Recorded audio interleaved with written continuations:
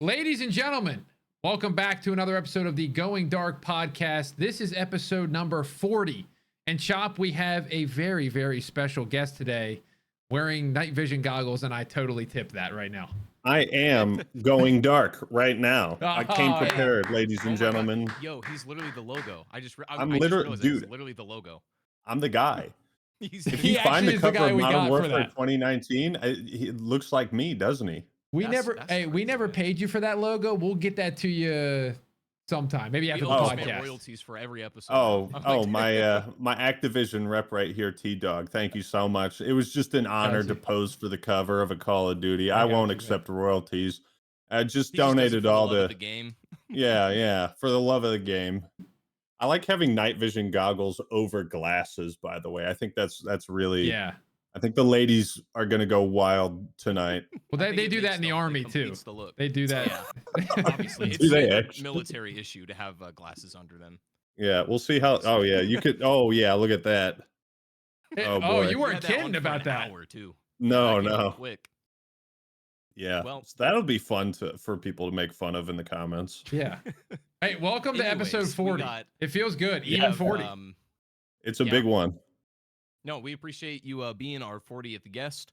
I think the guest episodes have been like the most fun for us to do, and I think for a lot of people to listen. We just get a lot of different perspectives here on this, and obviously episode 40, we want to do a special one. So thank you, Actman, for coming on. Man, that needs no problem. I had a lot of things. We were even talking about this before off camera. We had some discussions about. I want to get back on our conversation about Blackout a little bit. This might seem like a weird topic to get into first, but trust me, it'll make sense. We were talking a bit about Blackout, and I think in this podcast at least, unanimously agree that we prefer Blackout to Warzone.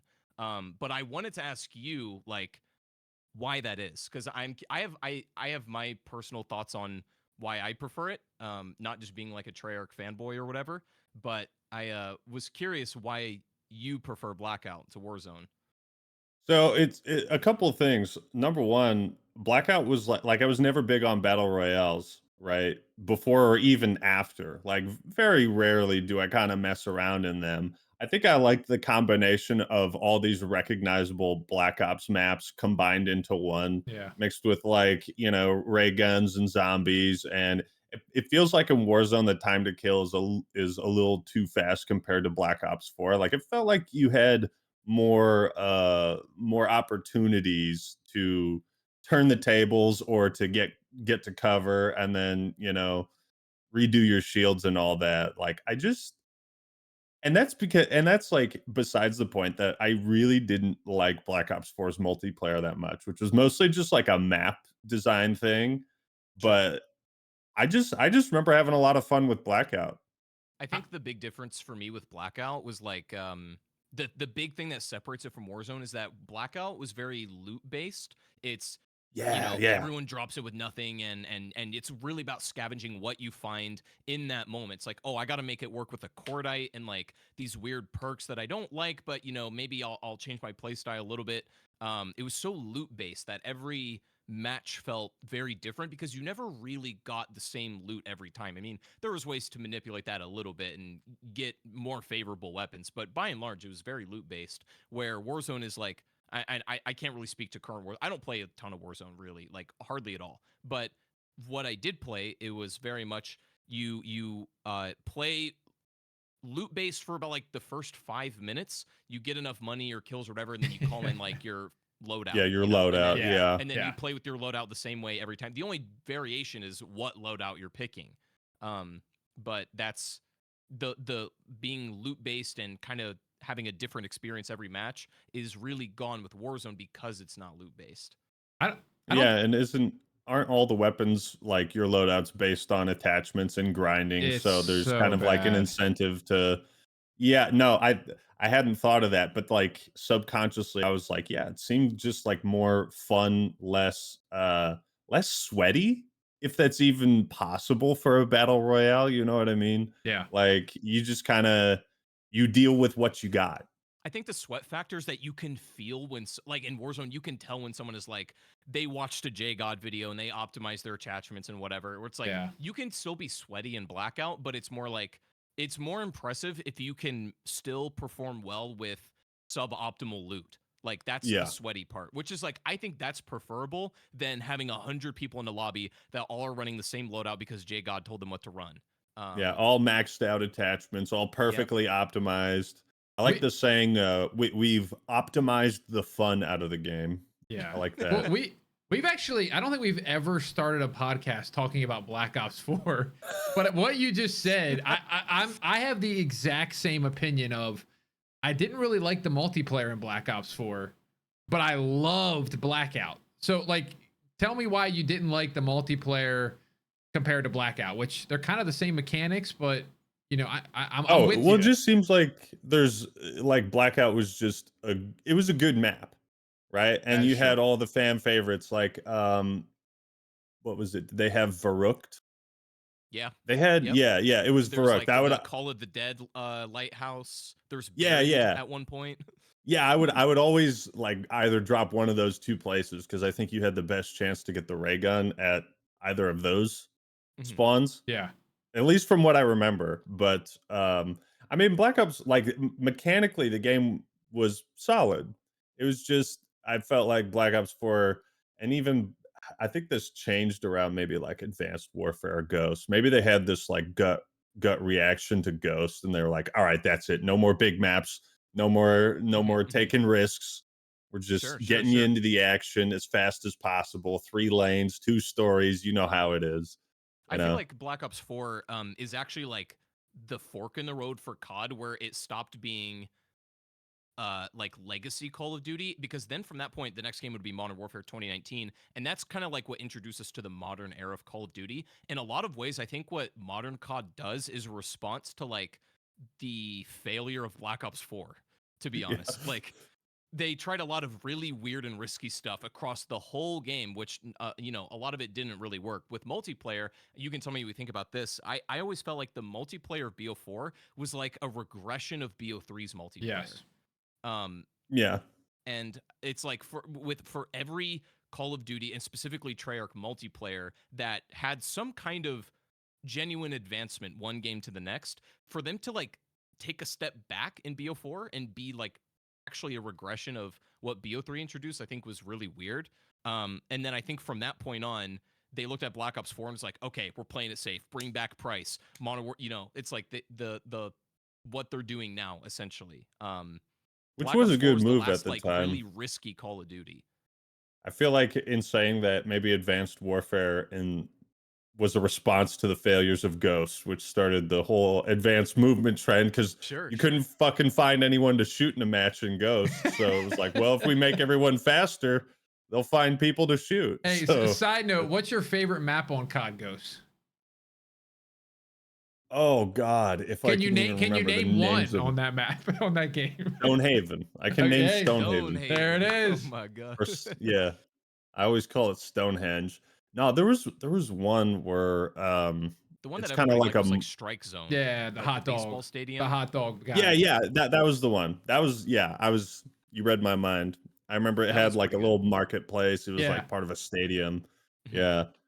I I was feel like some of the maps in Ghosts were actually good. It's just the game itself did not support the player numbers to make it, you yeah, know, like make the I maps feel I populated. can't even name some of the maps. I know what they look like, but like Sovereign was a good map, and then what was Octane? It was like the strip club and the gas station that blew Oh up yeah, yeah, yeah, yeah. mid map. I thought Mhm. that was a decent map, but I I have this. I don't think I've told you, Actaman, but I have this conspiracy that like I think it's kind of a good idea for a Call of Duty game to have like bad multiplayer maps, like a couple of them, because when they come up, it really contrasts what a good map is. So like in the new Modern Warfare 2, there's that horrible Euphrates Bridge map that's just like a straight line. Oh, I And love I'm that like, shit. oh my god. That's like I I feel love like that shit. you make a couple bad maps in your game because then like everybody appreciates the good maps even more. When all the maps are like consistently pretty good, you're like, that's why I feel like we don't really get as many iconic standout multiplayer maps anymore like we used to years ago. Because I mean, number one, they've gotten better at making games and designing maps, but you know, with BO6, they're like, oh, we're making the data tells us players like small maps, so we're making all these Mm-hmm. small maps, which is like, sure, fair It's enough. all But then data driven, Oh, it's player so bad. retention. you don't How get the many? gradient of, you know, like a Yeah. Stonehaven compared to a strike zone on Ghost, right? It's like they play very different. And Stonehaven sucks. Like, I'm not gonna say it's a good map, but I think it's healthy. It's a pretty to map.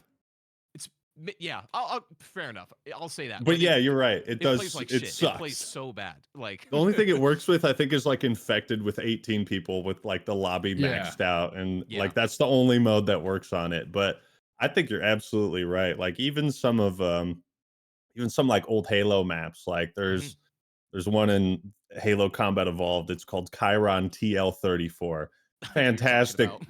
Fantastic name. Just evokes so many emotions when you think, oh, Chiron TL34. Oh, so Halo. It's just as iconic as Nuketown.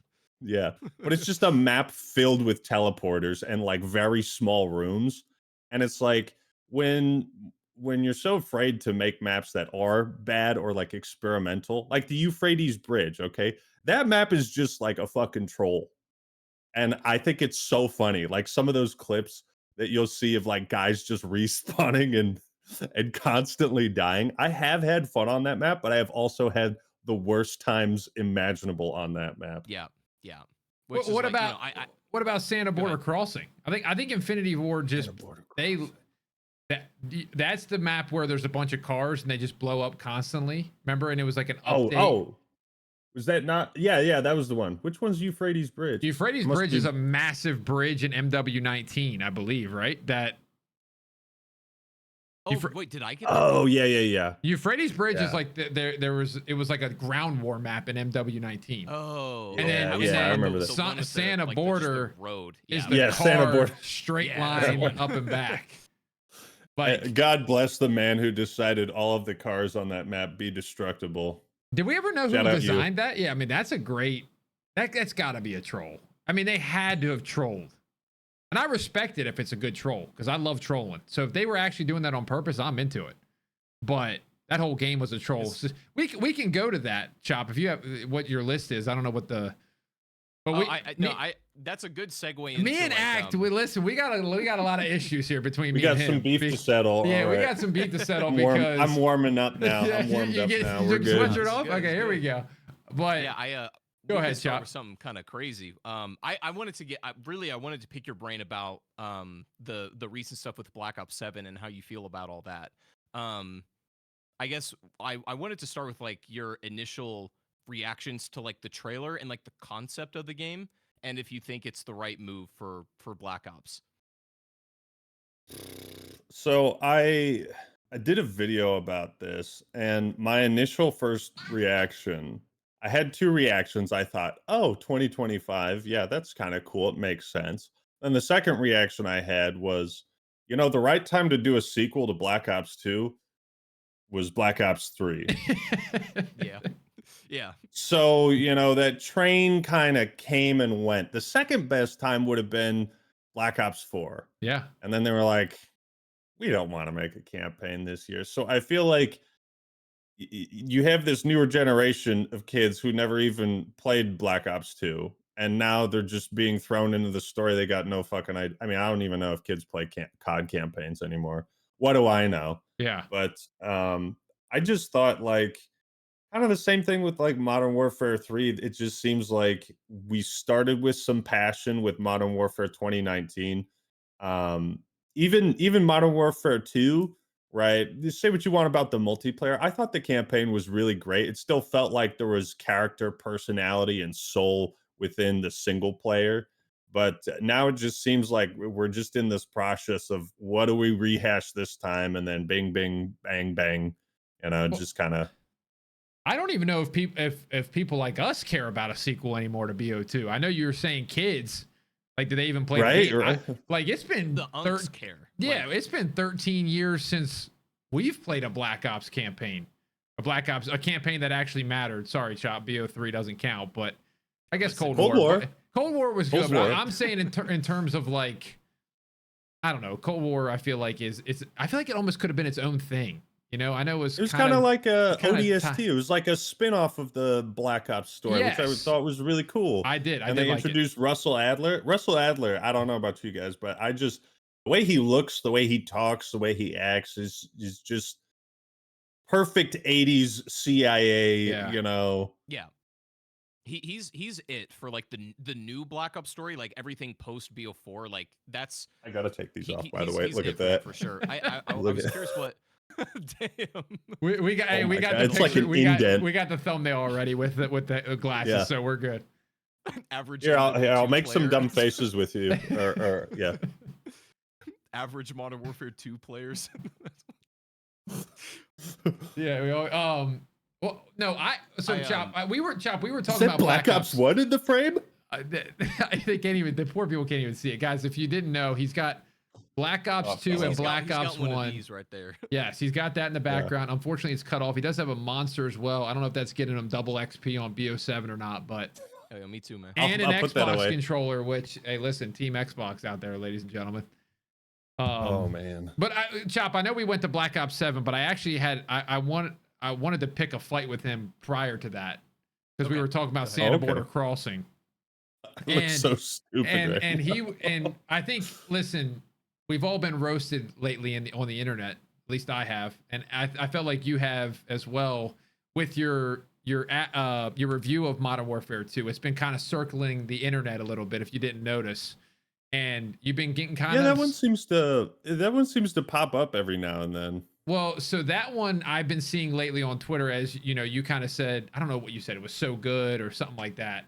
So awesome. So awesome. So I mean, I wanted to, I guess, fight back a little bit. Oh, because you agree even more? No, like, you think it's no, better than I think it's one of the worst games I've ever played in my entire life.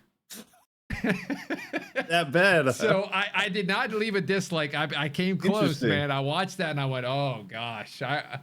So I want to, maybe if you can give us a brief summary of why you think MW2 is a good Call of Duty, and we can kind of hash it out. Chop, you can of course hash it out as well. But if people didn't watch the video, I'd like to just, a little brief summry of it is what I'm thinking. I haven't watched the video. I think maybe so you since actually I hate posted the game is what you're so. saying. Well, no, I mean, I don't hate it. It's just that I felt like I played it for a month and I had a surprisingly good time. Like I I remember really enjoying Ground War and having a blast with that and feeling like, I don't really have too much to complain about the multiplayer. Like I felt like from what I remember, the maps were decent, and I like the Santa Border Crossing. I was happy to see dumb shit like that. Like the occasional just stupid idea manifest, because we don't really get that stuff anymore. It seems like, I mean, we recycle Nuketown every night. Like this was a different spin on the whole Nuketown thing. I just really remember having fun with Ground War, especially, and with the vehicle combat and playing that with my buddies and kind of like feeling like you could actually team up and, use vehicles together. Just a bunch of different things that I kind of had wanted from Call of Duty for a while. Yeah. And I thought their ideas in the campaign for the missions was really good. The plot itself was just kind of like meh, but I felt like it had a lot of really strong character moments. That being said, this is where I left it, right? So now you guys are Call of Duty fanatics, I would say. I'm someone who comes by, plays the games for a month, and I'm like, is this something I would keep playing on my own? Yeah. Yes or no? Right? But so where I left Modern Warfare 2, for me, I was like, I actually had fun. And I didn't have, and maybe because it was Modern Warfare 2, remade, that I put a little more copium into that review. But I was like, Modern Warfare 2 is back. Could it be true? I was like, can I believe this? With the campaign stuff, I have to disagree a little. I have to push back a little bit. I do think pushback. The problem with the missions, like there's a few. I mean, most of them are okay, but there's a few really bad ones. Do you remember the AC-130 mission in that game where you're in an AC-130 for like 30 uninterrupted minutes, and most of the time you can't shoot? Like I don't remember that. They suck all of the fun out of being in an AC-130. And you may remember this mission in the original Modern Warfare 3, like the old one. There's that mission like in Paris where you're in the AC-130 and you're like doing a thing, and then it like cuts down to the ground forces. Oh and you, yeah, like, yeah. and then you go back up. I'm like, so don't why you did see y'all like a not do family that? die or something Yeah, in dude, Modern it's Warfare like, 3? yeah, it's hard as hell, and it's like it's And then the it's fucking real Eiffel shit. Tower just like The Eiffel Tower collapses, right? But and then you like cut back and forth. It's really interesting. And then in the new MW2, you're in this like very slow circling AC-130 for literally almost half an hour, and most of the time you're not allowed to shoot. It's like, okay, that's crazy. I maybe don't remember that one. you What should play pops that to mission. mind? It's so boring. Yeah, they kind of kept doing the AC-130 missions. Like it's like how many times can you spin that? But But you maybe can that's make a it sign. interesting. It's like, yeah, you can make Yeah, it interesting, especially the cutting back and forth or like doing other more dynamic things. But the thing that pissed me off was like, I'm in this thing, and the most fun part about being in an AC-130 is just blowing everything up. And then in the new game, they're like, we don't have clearance on this shed. You can't blow it. And then you get like reset and you okay, blow it yeah. up, and I I'm like, remember oh my, that. I remember that. it's so bad. And then the whole plot is like you're I literally made a compilation of it in my review. The amount of times someone asks, "Where's Hassan?" is laughable. They say it, I do remember that. it's like 60 times that everyone goes, "Where's Hassan? Where's Hassan?" I'm like, "Yo, he's at TwitchCon right now." Like, yeah, I was good, dude. He's streaming on he's Twitch streaming like he right was now. 5 minutes ago. Right. It's like, yeah, it was. I did not care for that single player. MW3 was somehow worse. Like, that I think is the worst campaign in the franchise, below Vanguard even. Yeah, That one's a mess. And I'm curious, like, what you think, what they're gonna do in MW4. Like, we were talking about this last podcast. It's like, do they try to continue what MW3 did, or do they? This is what I hope they would do. Is the MW4, right? You load in. Where's Makarov? Right? We got to find Makarov. You kill Makarov in the first mission, and then all of a sudden, it's this new story for the rest of the game. Yeah. Like, something you didn't expect. It's like you thought we were going to be following this story. All of a sudden, it's this other thing. Like Makarov resolved like that. You thought we were doing this? Nah. Maybe that's for Black Ops to do. But like, I would personally like to see them do that, because I know what MW4 is going to be. We're going to look around, find all the little bad guys, and we're going to find and kill Makarov at the end, right? It's like, okay, we've done that. But probably. we'll I see. will say, so as far as Modern Warfare 2 goes, like sometimes it's nice to go back and revisit games because, you do a review and then you move on to something else, and then it's been like 3 years, you're like, okay, maybe I should go back. Sure. I feel like T-Dog had more shit to talk about. No, though. I think it's the multiplayer, but I'm seeing from your point of view, like I think if you play that game, well, I played it for a month and I almost quit Call of Duty. So I think you can have definitely different opinions after a month, but I feel like the multiplayer just really lacked. I don't know. People kept saying it. I hate the line they kept saying, this feels like classic Call of Duty. To me, it couldn't have felt further from classic Call of Duty. Your boots were stuck in mud. Now, in the old Call of Duties, you weren't bouncing around like Black Ops 6, but you could drop shot quick. You could jump shot. Like, you could do all that stuff. A lot of the guns had all this smoke around them when you shot the gun, like the muzzle flash. None of that existed in old Call of Duty. The perk system, you had to earn over time, so you didn't even get the third perk till 10 minutes into the match.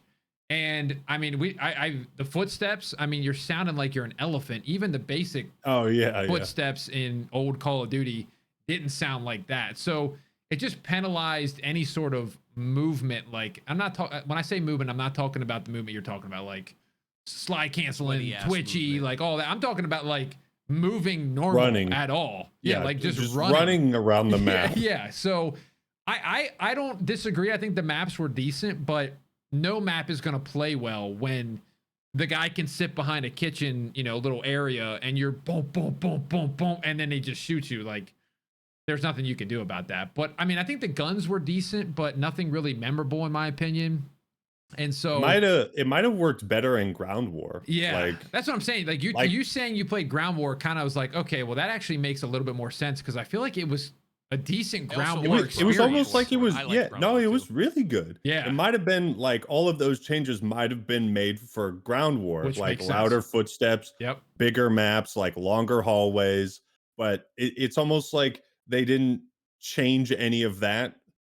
Like they should have had essentially like two separate multiplayers for, your arena style and your ground war, right? When So it's kind of like how when Battlefield does, they do conquest or operations, but then they'll do smaller modes and they'll cut off a section of the map, right? They'll change it, but yeah. it just kind of at least maybe I'm accurate in saying that, maybe I'm not. No, I I think you're just remember exactly having a right. lot of fun with Ground War Yeah. in Yeah. Modern Warfare 2, and that felt like, I mean, they had Ground War in COD 2019, but I think at that point, like, did they add it later in 2019 or was that at launch? I think it was at I, launch for some reason. yeah, I think it was like a 10. Was it like 10v10 or Yeah, it something? wasn't as big as Yeah. Wasn't as MW2. big as Modern Warfare 2's for sure. Yeah, yeah. Yeah, so that might be why, like, I may have played the I'll give you regular that. I'll give arena. you that. Ground War, I would say, was like my favorite part of the multiplayer experience for me too on Modern Warfare Well, 2. But the arena like aspect of it didn't work for me as It much. Like I suffered don't as a result. I didn't hate it as yeah, much as yeah. T Dog does, but like it I think the perk system in theory was interesting. They're like they wanted to give you something to earn throughout the game besides kill streaks, which is like as an idea, I don't hate that, but in execution, it's like your most powerful perk, you won't get to utilize it until it's already too late. And They already it came just up with a solution for that in, like, Modern Warfare 3. They had the specialist kill streaks, You wanna earn a shit ton of perks, do it that way. yeah, yeah. It's in practice it didn't really work for me. But I don't detest it the same way T Dog does, but it's Which I can respect too. I mean, I think the funny thing about, the Call of Duty fan base is that there's always like your ride or die fans for every game. Doesn't matter Mhm. what it is, doesn't matter how bad you think it Yep. is or how awesome someone else thinks it. Like there are COD Vanguard fans out there, man. Yeah. Yep. Yep. Yep. Underrated That's multiplayer, man. Underrated this was multiplayer. He's one of them. Expose him, expose him. Uh, this is actually one of my points recently is that like the especially the older Call of Duty games is with in the newer era we have more homogeneity in the gameplay. Everything is kind it feels like it's trailing Warzone a little bit where everything kind of umbrellas under the design mechanics of Warzone. It's oversimplification, but it'll do. But like in older Call of Duty games, they were all so different and they felt different. And to your point, a game that somebody might hate for certain reasons, like I hate Ghost. I hate that game. There are people that are really diehard about that. But that was Call of Duty's Like the strength extinction was mode. Yeah. yeah, it's like that's a weird little thing they tried, and some people are extremely diehard about that. And every mode in Call of Duty may not have appealed to everyone equally, but there was enough out there in the whole grand scheme of things that like you were bound to probably like something out there. You were either a Modern Warfare guy or you were a Black Ops guy, right? Those were very different things for a while. Maybe not so much anymore, but it's like Right. Yeah. you're like it was a different like identity. And that's the whole thing is like COD's identity we've been talking a lot about. Um, that even individual games like Modern Warfare 2 had a very different identity to Black Ops 1. Even though they were Call of Duty, they're practically different games, if I'm being honest. yeah.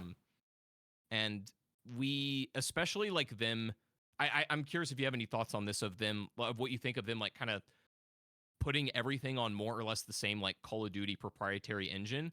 The games like kind of feel and look the same now between Modern Warfare and there's less of that distinctiveness in their games like art direction and stuff like that. And even like very small minor things that you would you would kind of only feel like from game to game, like maybe the way frag grenades bounce around, there'd be like these little things that kind of make it unique and different. I will say it does kind of seem like I had a thought. It's like, back in the day it felt like maybe we debated which COD was the best. Now it's like we debate, well, which one is the worst and why are you stupid for being a fan of that one? Like I Yeah. feel like that's Yeah. kind of how the times have changed in a way. Yeah, they definitely just feel a bit too. They just need to take a fucking break, like 3 years ago when they said they were going to, and Yep. just like take a, you know. Well, here's that's actually perfect to the other thing I want to ask you about. So I've been thinking about this a lot, especially with Black Ops 7. So like to start, when Modern Warfare 2 was out, like the new Modern Warfare 2, and then they announced that they were doing that like a premium DLC or whatever for that game, it's like, okay, that would have been a break in Call of Duty's yearly cycle where, oh my God, we're not getting an annual release. It's like, and then they said, oh no, just kidding, it's going to be MW3. Um, and then they did the same thing with Black Ops. Now, They when fucked that up was so happening, bad, man. dude, like this is the thing is I sniffed out the fact that they were developing these games at the same time. Like what it is Activision said, we're basically gonna like double dip here, where okay, after Cold War Treyarch, you have 4 years to work on game because everyone was like, BO6 had 4 years of development and this is all they made. It's like, well, not exactly, because they were making BO6 and 7 at the same time, which Mm. you can argue whether that's good or bad, but it's basically like I Activision don't think double you can dipped argue why games. that's good. I don't think you can argue. I You mean, can it's like try, but I think in theory you could more game, more games, better. more, yeah, but the unfortunate side effect of that is like now we have where two of the same kind of game are coming out in a row, where we used to alternate between Black Ops and Modern Warfare. Now it's two Modern Warfares in a row, two Black Ops in a row, and Yeah. it's like Yeah. that. I think that kind of That's hurts too. that's But the big mistake, and they didn't learn that from the Advanced Movement series because they I had three of those in a row, yep, and yep, this was the point I'm making though, is my thought was I really think that after Black Ops 7, like it's time for them to be done with Black Ops. They don't need to be done with COD. COD's not going anywhere. But I think it's like time for Treyarch to find a new thing, because they are so boxed in by the already established like Black Ops universe that they can't really afford to do anything like massively risky or creative anymore, because they're so boxed into this thing. It's like Black Ops 2 takes place in this really specific time frame between after BO2 and before BO4, which is a prequel to Black Ops 3. It's like, huh? yeah, I don't even know how the games line up like sequentially at this point. It's very confusing. So it's like Yeah, it's that. like a third of each game takes place in between a third of another Black Ops game, and It's like World at War, Black Ops 1, Black Ops 2, Black Ops 7, uh, Black Ops 4, Black Ops 3. Actually, Cold War somewhere in there. I miss Cold War, but yeah, it's like kind of how it makes no sense. Yeah. But the point is like all of that like established. embrace the madness. Just em- embrace the just madness. embrace it. Just embrace it. I think Isn't that a it's tagline they got this year? that's the one for BO7. Yeah, Yeah. embrace the madness. Do you think do you Truly agree? fitting. That Truly yeah. fitting. You ain't wrong there. Do you think it's time for them to like retire Black Ops? And do you think they would? I mean, after BO6, it kind of seemed like, what do we do? Zombies in campaign, maybe? Like, as far as, I mean, I don't know about you guys, but I've always felt like the campaigns are important in the sense that for me, it's like it's the vibe check, Yes, right? You yes. play the campaign. Is there some badass music? Is there a style? When the title screen pops up and it says the name of the game, are you like, I could get down with this, It right? Are you? grounds the game in something. Yes, exactly. And so like if it passes the vibe check, then I'm like, all right, yeah, let's fucking go. But games that don't pass the vibe check, like COD Vanguard, COD World War II, honestly, kind of might have stuck in there a bit. Actually, back in the day, I talked some shit about COD World War II, but the campaign, I think it did pass the vibe check. That's Yeah. why I was like, all right, I'll You should revisit stick that with it. game. Honestly, that game, I don't know if you when you did your review, but like 6 months after release, it became a really good Call of Duty. The problem is nobody gives games 6 months anymore, especially Call of Duty, and Fortnite being a thing kind of just that didn't help it very much at all, to be honest. So Well, to add on that's to a good that, game. if you think about the series, right? I always compare Halo and Call of Duty because growing up, those were like the two big competitors, right? Yep. But ideally, Halo would release a new game every 3 years, right? And it would be such a solid entry that people would play it for 3 years. But now with with Call of Duty, when you have a new game every year, it feels like yes, there's this big explosion early at launch, but then over like 2 or 3 years, like what's the like if I wanted to play Modern Warfare 2, what's the population going to be looking like? Do you think? You know what I mean? Or if you want to go back and Yeah. play Black Ops 4, maybe like these older Yeah. games die off faster the more games release after. Yeah, Yeah. I mean, a lot of my stuff I go back and play older CODs. You can find a lot of matches, but your classic games they're 150, 200 on a Monday, 200 people like Black Ops 1. I played Black Ops 1 today. 150 people online. So, and in BO4, if you go back and play, my golly day, those people have not gotten off. Black Ops 4 multiplayer, Blackout. I mean, these people have been grinding these games for 7 years, and you'll just get fried. Yeah. So you just avoid Yeah. that one. You don't even go back to it. You know what we can do because we're YouTubers? We can just say, "Hey, community, Yeah. can you Yeah. populate a Say, hey, lobby get on for this me?" game. Yeah. Yeah, yeah. I Yeah. really do want to populate Blackout the- again and do like a revival day for Blackout. I think if you got like a decent amount of people to do it, and it was like actually random people going into the lobbies, they would be a lot more normal compared to the people that are in there with Twitch in their clan tag using the grapple gun. You remember you could use the grapple gun and grapple the tree, and then your wingsuit would pop out? I don't think I ever did that, but that sounds That's what like people are doing now. So that's so when you hop in, you see some dude grappling, and then you're getting flown at. You might as well just hit the quick exit on that game.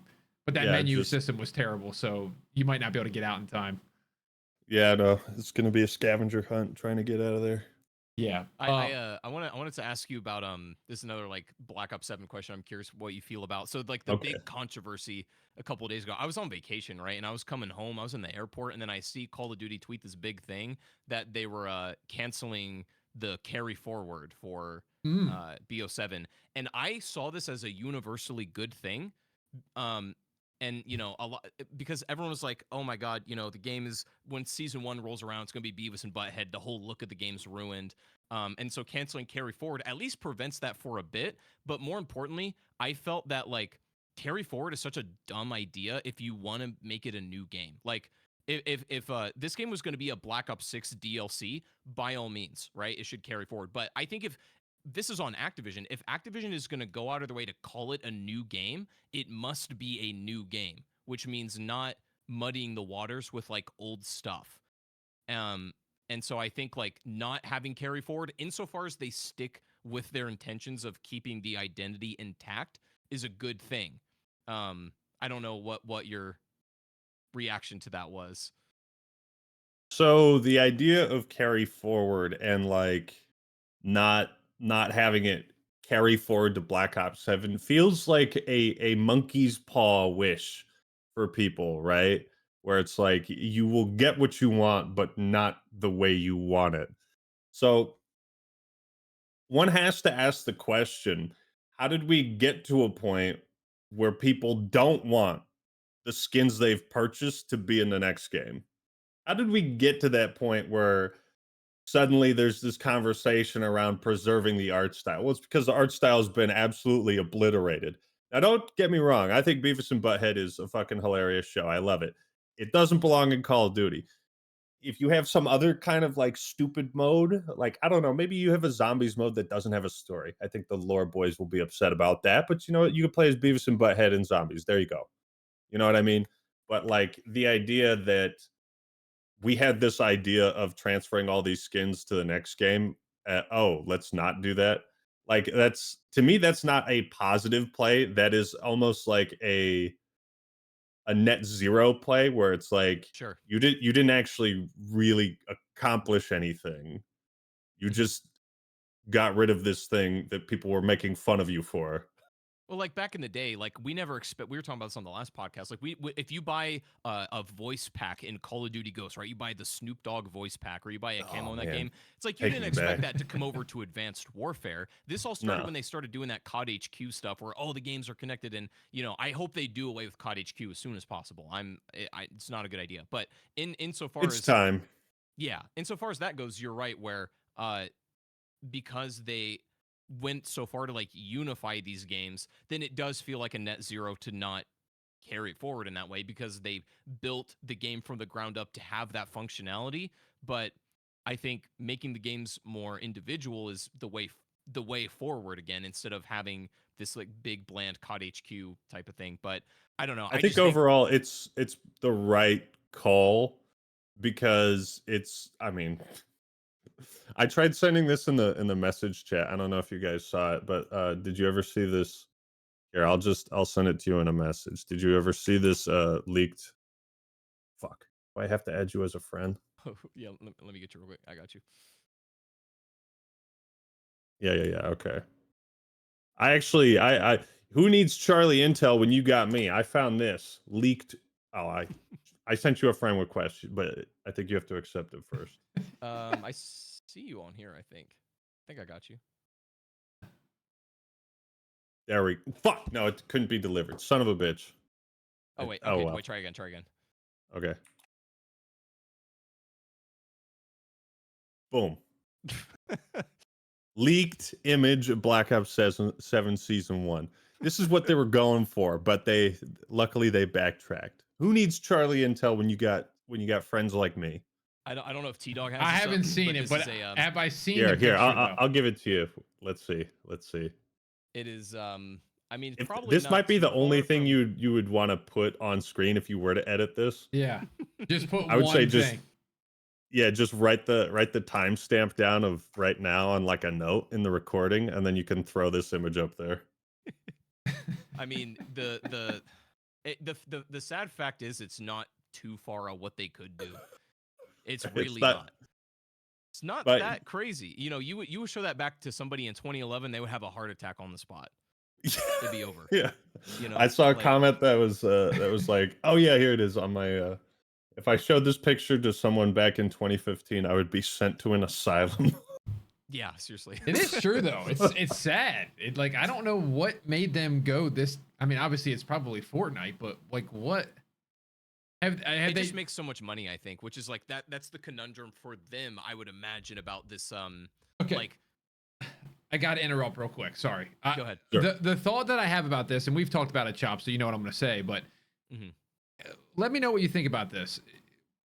Yes, you're making a lot of money with these skins, but how many people do you think that they're pushing away that are longtime fans of the series, that buy it every year, that tell their friends about it, all their friends get it?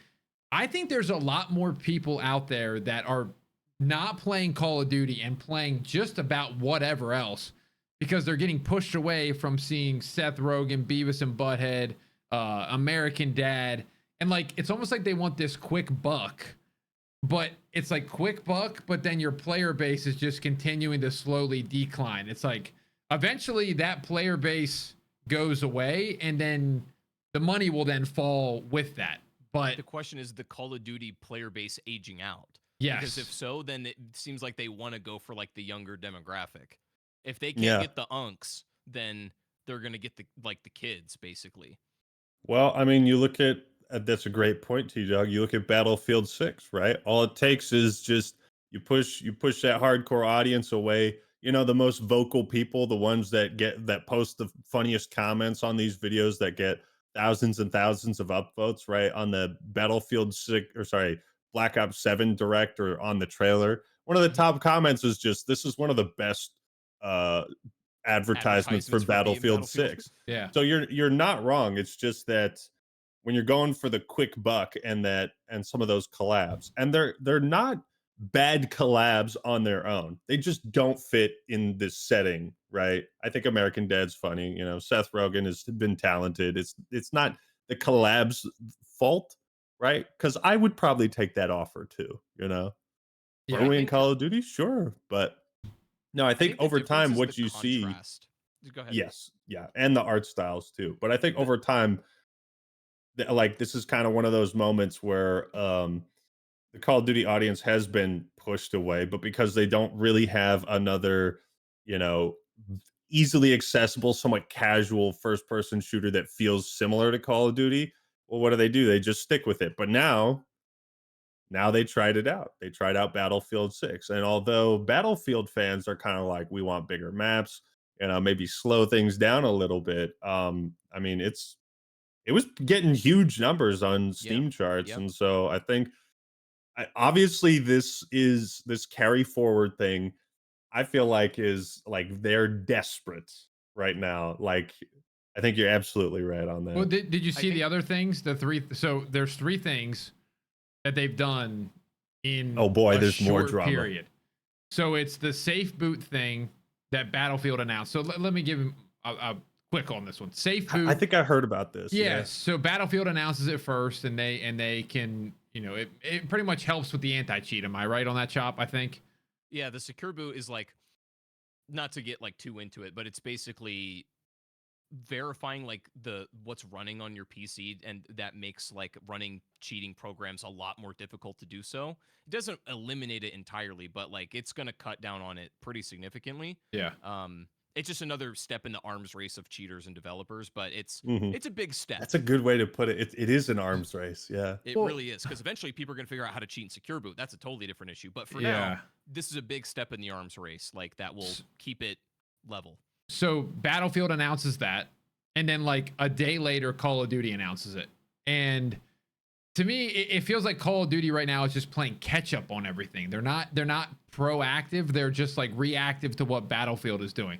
So Safe Boot, or whatever you called it, sorry, Safe Boot, they announce it a day later. Battlefield 6, the beta and all that thing crushes. Okay, guys, we're not going to do carry forward. And then just the other day, Battlefield 6 comes. Go ahead. Because Dice was asked about the skins and like the Yes. setting. Yep. Yeah. And they said, we're keeping it. They literally said, we're not going to have Nicki Minaj running around. So it was a shot at Call of Duty, pretty much. So, and then the one that happened just the other day. Over. The one that happened the other day it. was Battlefield 6 is like 55 to 80 gigs install size. And what would you know, overnight, Call of Duty announces some update that they cut the HQ file in size by 100 gigs. So what were they doing? Imagine that. Yeah, like why couldn't you guys have done that? So it's just because fuck you. That's why. What do you mean? That's what I'm going to title the podcast. Are you new here? F you Call of Duty. Ackman joins us. No, but I don't know. I feel like, just a quick side note on the Battlefield beta, I feel like it was very strategic. I know you guys said, Battlefield fans want bigger maps and all that. I really think the marketing team had Call of Duty in mind. And I know they're saying they're not competition and blah, blah, blah, but you got to try to hide that, right? Yes, you got to try to plausible deniability. But dude, the maps I felt like played really well. They were like, when I played King of the Hill and Domination, it was like, this is fun. They got rid of the eagle eye view when you die. Like you can just spawn back real quick in the smaller maps rather than die to the bleeding out. And then you got to go up top and you got to spawn on somebody. Like they brought in like automatic spawn in for the smaller stuff. So I just felt like they were really going for the COD people in this beta. And that's why they're hiding like the big maps and all that stuff for when the actual release comes out. Because Battlefield people, you're going to buy it because it's your first game you've had in 5 years, 10 years that it was a good one since Battlefield 1. Right. So their whole objective was, let's get as many people, COD people, as we can, because we know we got the Battlefield people. That's kind of my thought on this whole entire operation that's going on. And it's working. I think it's working. Yeah. The sad part is inevitably we're going to hear the news that Black Ops 7 is one of the best-selling COD games of all time or whatever, and we're all going to be proven wrong yet again that it really doesn't have an effect.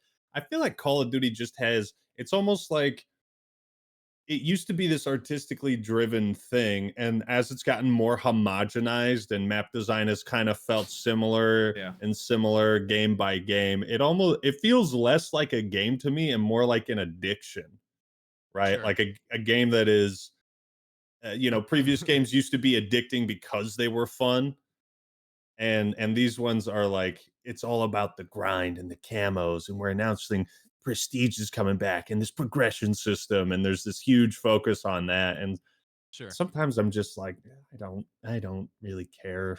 Chop, that's what you said.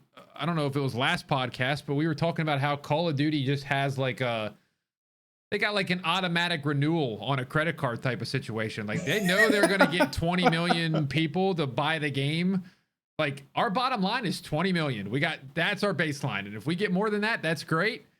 But yeah, you're right. It's just it's a big focus on the like the big focus on like player retention and stuff like that is kind of weird to me because uh I don't know, especially like in Call of Duty's infancy in the early stages, like they wanted their game to do well. There's not a single developer that wouldn't want their game to be played by everybody, but it's like they weren't making micro decisions in the game to be like scientifically engineered to be the maximum amount of, where it's like the camo grind now very much feels like some mobile game engineer sat down and like we're figuring out like you can make a player grind exactly for this much gun and before they get like sick of it, and then they like essentially use that philosophy for their entire game, where like the older Call of Duties, it's like especially the Black Ops titles, I think is like they were making like weird art and it didn't always work, but it was different and it wasn't like this They get manufactured 300 thing. headshots. I don't know. Yeah, Just figure it out. It's like, yeah, it's fine. Yeah. Like, whatever. It'll happen eventually. That's Just how I like it. That's what I liked it. You played the game and you just got it when you got it. There was no small maps. So you just like sat on a like, head glitch. like strung along. Like, yeah. I think to add on to the skins thing, right? Because we were talking about this before we started recording about how Robert Bowling would, when he was talking about the night vision goggles, said he was we're going after our target demographic. So, if you get these night vision goggles, you can through your neighbor's windows. Yeah.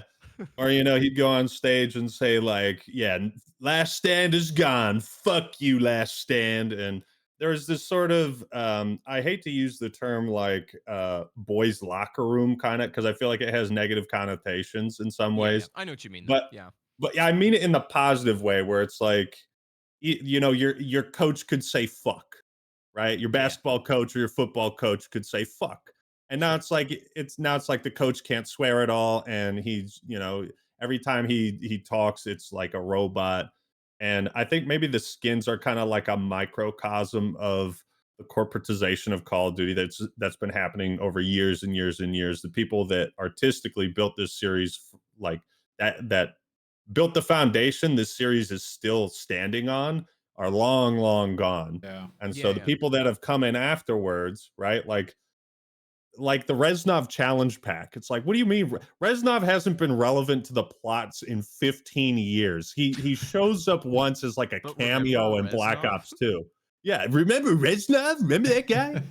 So it's almost like a bunch of people came in and they were like, what's this? What's Call of Duty? Victor Reznov? Oh, it's people like that. Oh, sell that. Yeah. What else we got? It's like, like they're just scavenging for scraps on the greatness of the backs of the people who really made this franchise what it was. That's what I was saying, like why I think they need to be done with Black Ops, because like I will say like I don't despise everything about what Call of Duty's current direction takes. I think there are some still talented people working on some cool things. Like, I don't know if you've played much zombies on Black Ops 6, but as far as zombies goes, it's really good.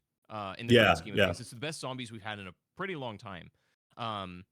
So it's like there are good things to find like in it, but by and large, I think that like. But then they ruin it because they had that fucking AI art reward, and once I saw that I was grinding for AI rewards, I was like, no, I'm out. I literally stopped playing Black Ops 6 entirely because it's like,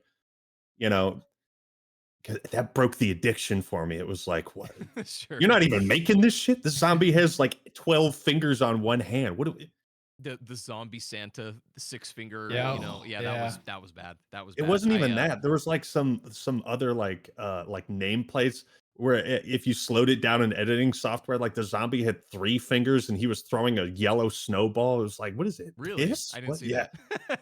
Wait, that actually could be a reference. So this is a deep cut, but there's a yellow snowball Easter egg in a BO4 Zombies map. Could have been a reference to that, but it's probably just an AI mistake because AI makes yellow shit. That is most likely what's going on there. But I mean, I'll give you like that. That's the thing, is they'll make something really great that should be appreciated, and then there will be all these unfortunate circumstances happening to it that it's hard to appreciate the good in it when it's like covered with this like horrible it's like mess. You got the talented people that do the work, and then it's like some other fucking department comes in and just pisses on it. It's like, dude, what are you doing, man? Yeah. Like, I don't know. We were talking about how cosmetics and stuff can kind of push people away, Yeah. because at the end of the Yeah, yeah. day, you're a gamer. You do want something to show for your accomplishments, right? Absolutely. I I mean, like, mean, yeah, like Halo 3, like, dude, if you had Hayabusa armor, everyone's like, "Yo, you're that guy." It's like yeah. you want that, but Or the Nebula skins, or Dark Ops challenges or whatever it might be. And mhm. so when you introduce just even when you entertain the idea that this isn't going to be like real art, or it's not going to look as good, it's just it introduces something weird in my brain where I'm like, I'm grinding for fake shit that a robot made. Why would I do this? Yeah. So I take it that you're very anti AI in games, which is a opinion we will agree on. If Anti that's AI art, like I feel like the sure. ways to use AI is like what I do is just like a research guide, and Yeah. then I'll investigate any sources it compiles for myself. So I still like do the research myself, but if I want just like, hey, can you summarize this in a few paragraphs and then link sources? Yeah. But in game development, yeah, I don't know how it would work. Okay, okay, interesting. That's always a topic that I'm not sure if we should like touch on the podcast because I know a lot of people have strong feelings on that. I think I'm pretty much like I would prefer them not to use it just because I think it encourages a type of like I don't trust it in the offloading hands your of Activision. No, no, no, sure. no. Right? I think it encourages like an offloading of your own like creativity and into like everything becomes a summarization where it's like if your entire game is a summarization of itself, it can't really be this like very special thing that might speak to you. Um Yeah. it's like they I think maybe not the developers. I don't know who exactly. I mean, maybe some developers see it this way too, but I think they get really obsessed with like how many people play the game, where they're not as concerned anymore with like how how many people like got their lives changed from this thing. Like, Yeah. dude, Mob of the Dead changed my life. Like, Mob of the Dead BO2 is like literally why I'm a YouTuber, even to this day. It's like that changed my life. Where it's like I don't know if they're as focused on making somebody that maybe it doesn't speak to everyone, but it changes some people's lives. I don't know if they uh, are World at It's the War, concerned man. type. with that as much World at anymore. War, Yeah, beating the campaign and you get thrown into a zombies. You talk about special. Like I remember that like it Oh was yeah. yesterday. hmm Yeah, that was. I mean, I would chalk that up as a video game twist, like like a plot twist. I'd Yeah. say that's yeah, one of the greatest plot twists in video game history, Yeah. alongside like Bioshock. sure. Treyarch. This is the other thing too that made me think of that. I was telling T Dog before we started the podcast that I was playing. I don't know if you ever played it, Ackman, but I was playing uh the nightmare mode on BO3, which is like the zombie campaign. It's kind of obscure. It's like a thing that most people probably won't play. It's the it's the BO3 campaign, but it has zombie enemies and it has a completely different narrative. It's weird, but they were Really? always like Treyarch was always like we're gonna surprise you with something when you beat the game, right? You beat the World at War campaign, you get loaded into Nocturne Toten. You beat the BO1 campaign, it loads you into 5 in the Pentagon. You beat BO2, you don't get a zombie thing, you get Menendez and Frank Woods at an Avenged Sevenfold concert. But you beat BO3, Don't you oh, need you the won. good ending for that? You need the good ending to get that one, Maybe right? I thought it was any ending. I could be wrong, I'm but not yeah, it's like sure.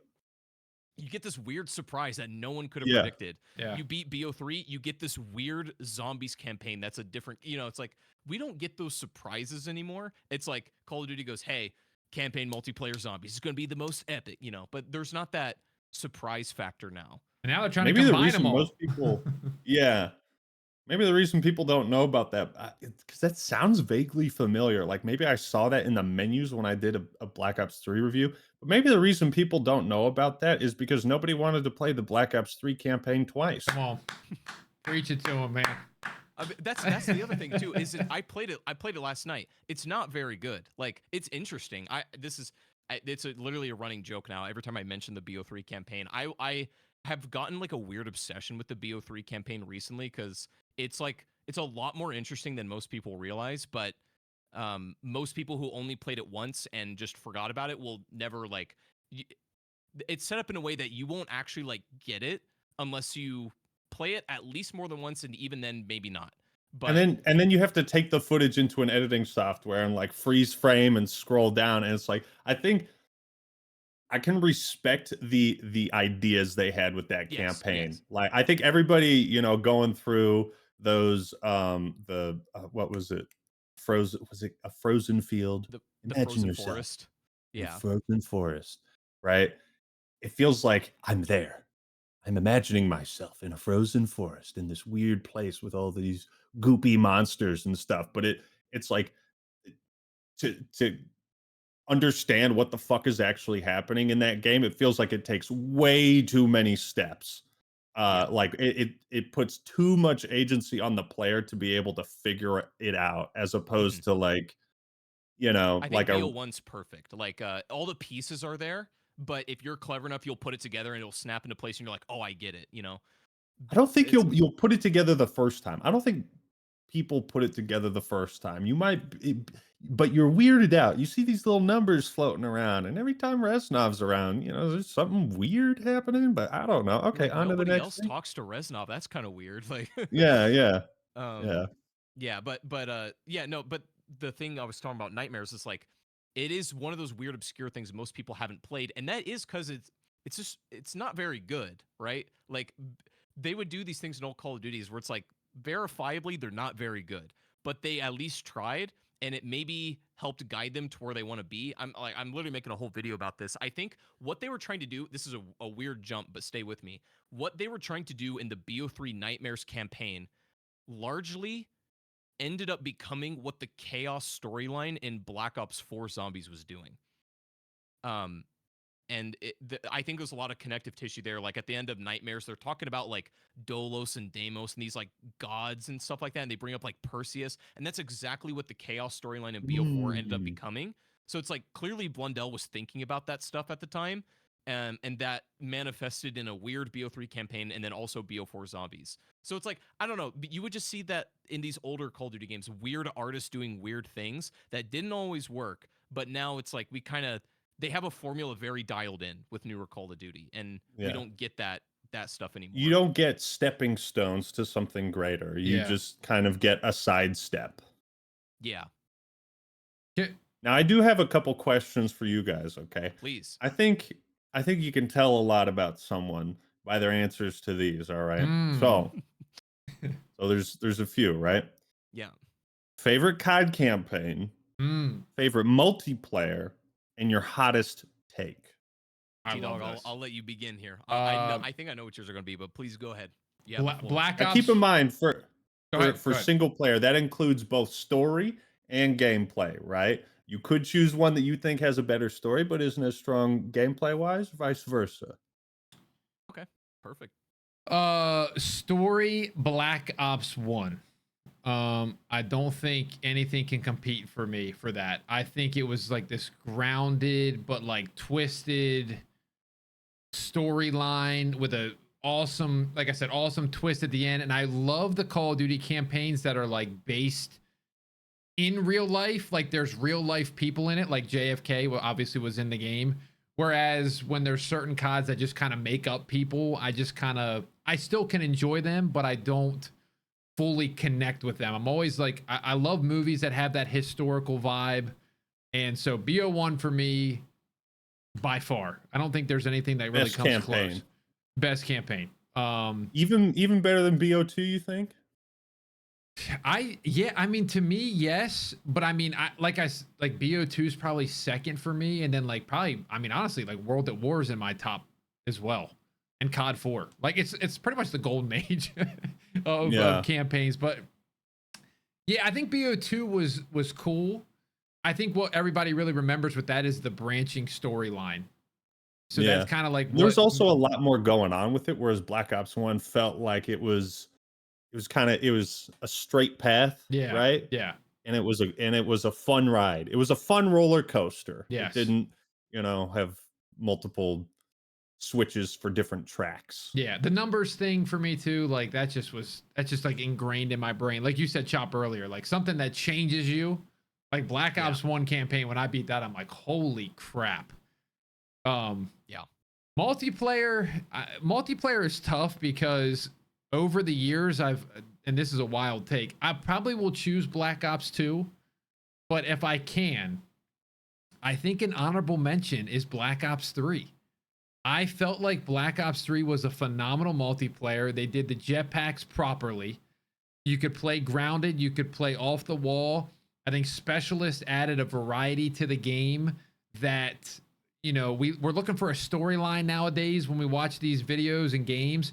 And I feel like that could turn the tide of a match where you get, armor, like what was it called again? Battery or something. Kinetic armor. And then you go on a 7 kill streak and you get a Harrier or whatever it was called. And then boom, you change the B, throw it all on B on Nuketown. And I think that kind of stuff is great. The streaks were phenomenal in that game.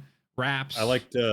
I was about to say they brought back dogs, but they're like robot dogs. So much cooler too. Like that, you hear that raps like rum rum rum rum. You're like, like hide. I'm about to get fucked. Yes, and then guns in Black Ops 3. I mean, amazing. Like there really wasn't bad guns in Black Ops 3, and then the maps. I mean, phenomenal. So Black Ops 2 is like the easy answer, but if I'm going to throw like a wild card out there, I'm going to go BO3 and just get people stirred up and go T-Dog's an absolute idiot, but just think about it. I feel like for best multiplayer, you could pick 2 cuz there is kind of 2 eras of Call of Duty. So it's easy to be like, "Oh yeah, Black Ops 1 or COD 4 or MW2." But it'd be interesting to see like if you had to pick 2 favorites, one from each era. Yeah, I would say that. I'd say the cutoff. What's the cutoff? Do you guys think? The cutoff is Black Ops 4. Because I think Modern Warfare 2019 changed everything with the direction of COD. So it's like everything before Modern Warfare 2019, like. What about Advanced Warfare? 4, you don't think that was the cutoff? No.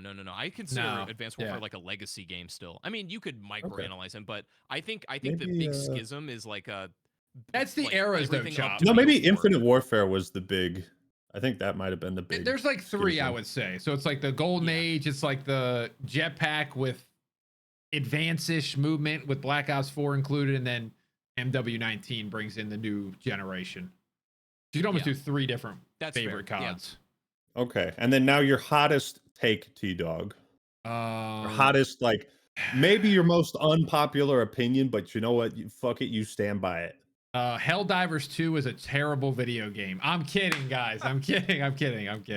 If people watch this, Ackman and your audience, I'm going to get even more roasted. Shoot this guy. You just got on another Reddit post. I'm on another Reddit post. You're on a list. What is my hottest take, Chop? I'm trying to think. Like, there's anything? I don't know why. No, I don't know if there's anything that I say that you're like, dude, what the heck are you talking about? I'm trying to think. Is there like a I got zombies one. map? Okay, I got one. Which, when I say this, just I'm being it's a little acting in this one, but I do think MW2 OG is a touch overrated. I think it's a touch overrated. I think everything I think you hit his heart with that one. Yeah, I think that game had a lot of. But it wasn't the fault. I hate that I can. It wasn't the game's fault. You know what I mean? Like it wasn't the game. They had the whole issue with Infinity Ward and Activision. There was no updates, but like everything being super like not balanced. Every gun was super overpowered. People were camping for nukes. Like it was a very campy game back in the day because people wanted to get that Harrier and I'm always used to running around like a madman with the UMP, and I would just get somebody sniping or sitting with a silenced ACR. I'm like, dude, like I can't move. And then if you get too close, they just panic knife you 15 feet with the Commando Pro. So I think that looking back on that game, a lot of people have like a great visual of it and a remembrance of it. But I think when you go forget those matches, there's some matches that you went, holy crap, this game sucks. And so, the way around that though is when I do like custom game nights with some of my fans or my friends, you can recreate the magic, like the perfect MW2 lobbies where it's like, guys, if you start fucking one-man army noob tube and spamming like I am going to come over there and you're kicked. Yeah. Well, no, I wouldn't kick them, but I would just peer pressure, get a better social gun bully them. So Yeah, yeah, bully that them in front of everyone. BO1 best campaign, BO2 best multiplayer, with a BO3 very close, and then MW2 a little bit overrated. Yeah. That's No, my I think takes. that's the thing is like you saw me earlier. I was like, because I knew you were kind of right. You are kind of right because although I do have rose tinted glasses, like MW2 at its best is like it's the best. Yeah. But there were times where it would be at its worst, and people like it was really easy to get nukes, and that's why they changed it after that Yep. because it would lead to bad habits and bad patterns in players trying to clip farm and whatnot. Yeah. All right, now you chop. All right. Well, the thing you said is like you can divide your favorite campaign into story or like and gameplay. I would say because I have two different answers for this. Like Yeah, give them both. best campaign gameplay wise, I've said this before and I'll say it again. Maybe this would even be a hot take. I don't know, but best campaign gameplay wise, I'm gonna say is Black Ops 6. I don't know if you've played it, but I Hmm. think the Oh, gameplay I have. is fantastic because there's enough just classic shooting range point and shoot gameplay, but there's also like a lot more. They're trying a lot more like complex things, right? There's these big puzzle levels that you can kind of approach in any way you want. And there's little nuances to the way that they're designed, that keeps it fresh in a way that some of the older Call of Duty campaigns that are just shooting galleries, like if you're not engaged by the story, then the gameplay gets extremely repetitive. Where BO6's gameplay, I'm not talking Yeah. anything about the story, but the BO6 gameplay, you have those like might have an action packed level, and then you go to the Bill Clinton rally, and you're just hanging out. Yeah, the Bill You know, Clinton rally. Yeah. it's Yeah. like I was That there. was a good yeah, I was mission. there. It's like yeah, right, and you're Yeah, just no, I hanging remember out. like walking around, exploring, being like, just kind of taking in the sights. Same thing with that like zombies mission. Like story wise, it I don't know what the point was, but it Sure. was super cool. Like going around getting these key cards and kind of like listening to messages on the phone, getting Yeah. Yeah. calls, and like the atmosphere. Okay, you know what? That's respectable. I Bold but bold, brash and but I'm gonna respectable. I'm standing on business. BO6 Okay. gameplay, fantastic. Favorite story though, I was thinking about what Tyler said, but I'm like, I actually have to lean more towards Black Ops 2. Because now, a lot of time has passed and we know all the different ways the story can play out, and like we know all the little things you have to do to guide the branch along. But when you're playing it for the first time, or maybe even second time, and if you're playing it like not knowing where things go or what to do, like there's this immense pressure where it's like, oh my God, what I do actually matters. I'm not just watching the story unfold in front of me. It's happening because of what I'm doing. And it's like that was so much more gripping than like just watching it play out in front of you. Just it's Dude, when Yeah. Menendez hands you the gun and he's like, "Shoot Harper, Fareed." I yeah. literally paused the game. I had to Yeah, pause the and you have game to because I think was about like, it and you're like you're trying to run I through was like, like, oh my God, how would this affect things? Like The yeah, one that because for Chop, sure. Chop, the one I thing you waited too said. long. No, I was gonna say, Chop. You said this thing about earlier and let me know what you think. You said it about Modern Warfare 3, how you just kind of like everything's a cutscene movie, like it Yeah. becomes a movie. But in Black Ops 2, you said this like, what mission was it where you go and grab a beer with your buddy and you like Oh yeah, yeah. walk back with The him? Go. suffer with me mission where you like get out of the car. You're playing as Woods and you like walk up to that.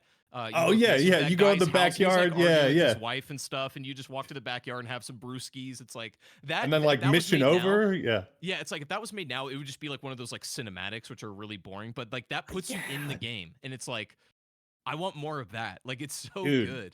that is such a good point. Did you guys ever play BioShock? I played Bioshock One. I The first one. What about you, Yeah. T I Dog? have not. I'm a very COD guy. It's depressing I sometimes. know, but if you want to branch out to a first person single player game, I would put that as 10 out of 10 masterpiece worth checking out. Okay. But one thing that does that bringing up the whole like because I remember that just and that's such a stupid idea, right? Oh, let's have a COD mission where you go into the backyard, drink a beer, and it's just like dialogue, right? Yeah. But but one thing BioShock does is that there's only like two cutscenes. There's only like two moments where the game actively takes control away from the player. And kind of like you Mhm. said, nowadays, yeah, that would just turn into like a cool, flashy cutscene, which is nice, I suppose. But it's still a video game. Yeah. Yeah.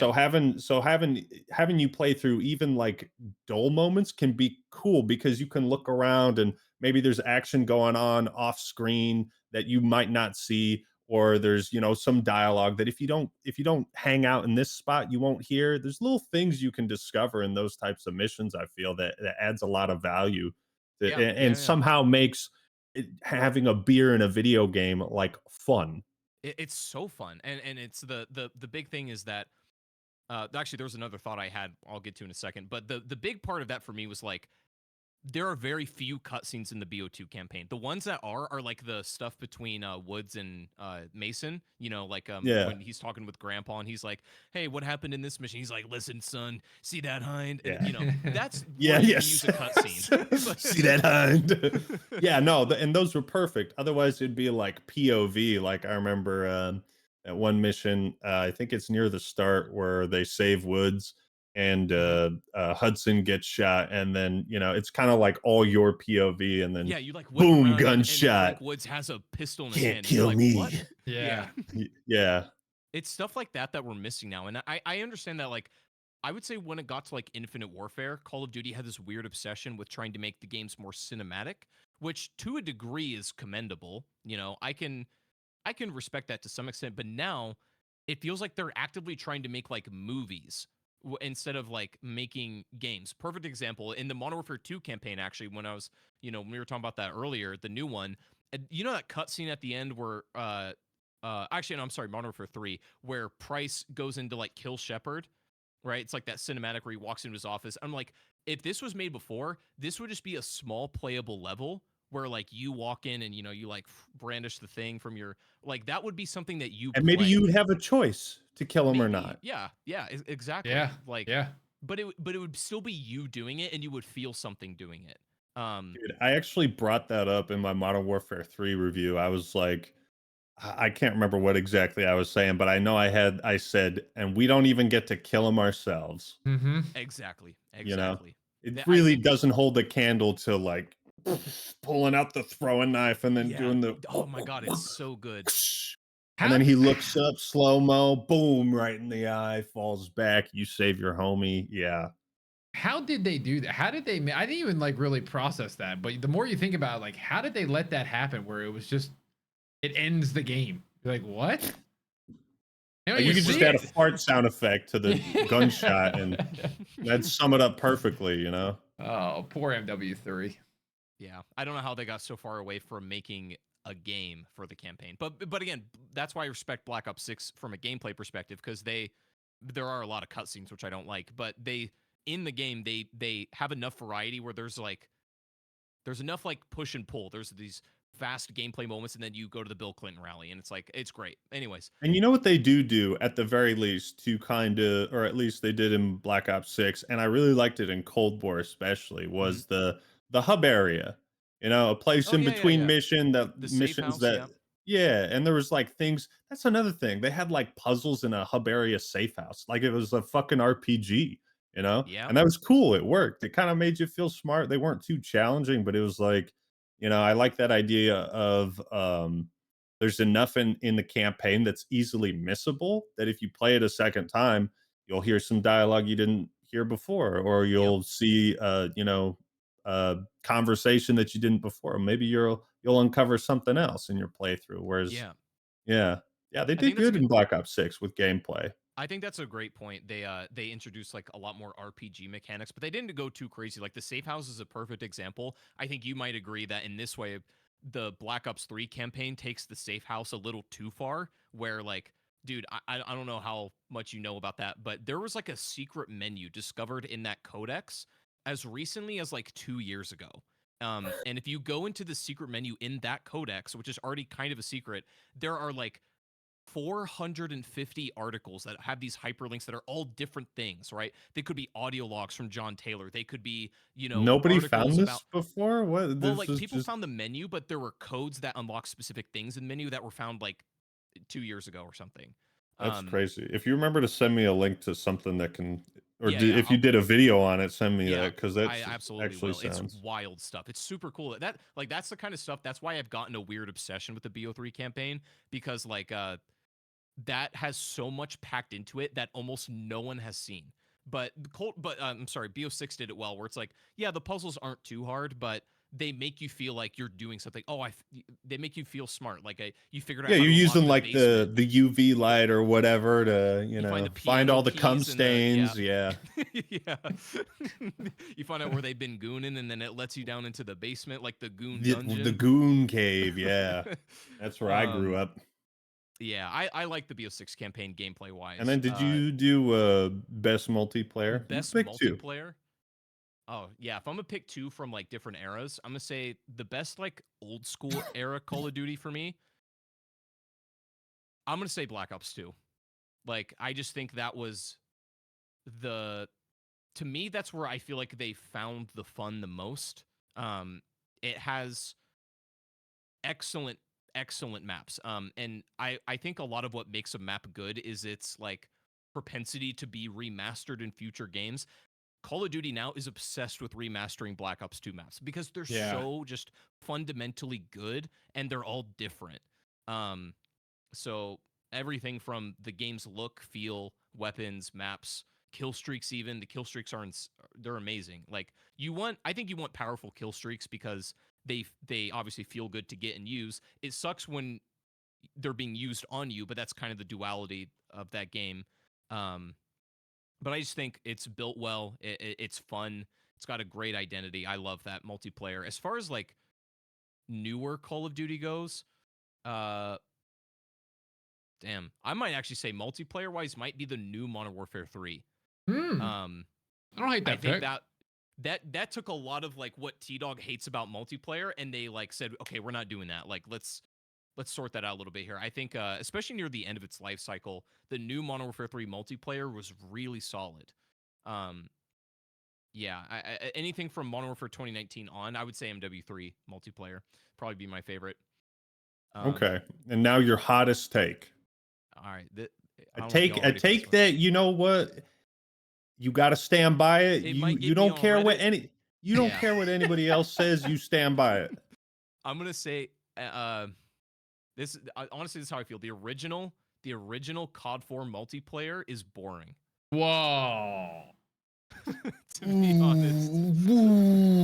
I actually thought you were gonna say Black Ops 3 campaign was like actually good Bro, or I something said a like hot that. take, not a fucking magma take. Oh Yeah, my god. I I hope you know get it's a on little Reddit. lethal, but If I you're know I watching get this, on Reddit. please clip it and put it on Reddit and Twitter.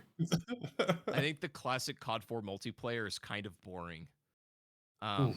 In retro, now are you saying that in retrospect or Maybe even at the time. So because I started on COD 4, which one might have you believe that that would become my favorite, because a lot of people's first COD is their favorite. Not the case. I started on COD 4, and like the multiplayer, I didn't have anything to compare it to. I mean, the only other game I was playing at the time was like Halo 3. But they served different functions for me. Like I liked COD 4 multiplayer, but then when I got around, and then World at War was okay, but I felt like World at War was actually like just trailing what COD 4 did. I didn't really care for that yeah. multiplayer that much either. It was really when like Modern Warfare 2 and then Black Ops 1 came around that I was like, oh, okay, hang on. This can Yeah. actually be like amazing. COD 4 multiplayer is just okay. And I can't fault that entirely because it was still in its infancy. It was an old game, right? No customizable kill streaks. It's the same 3 every time. The maps they're a mix of pretty good and like abysmal. I thought most of the maps were pretty amazing, right? Do you think so? Yeah, I think They were they're pretty good. by and large, I Yeah. think they were pretty good, but there was a few that I Because just don't. again, they had everything to prove at that point, you know? Sure. Yeah, I think the big thing is that like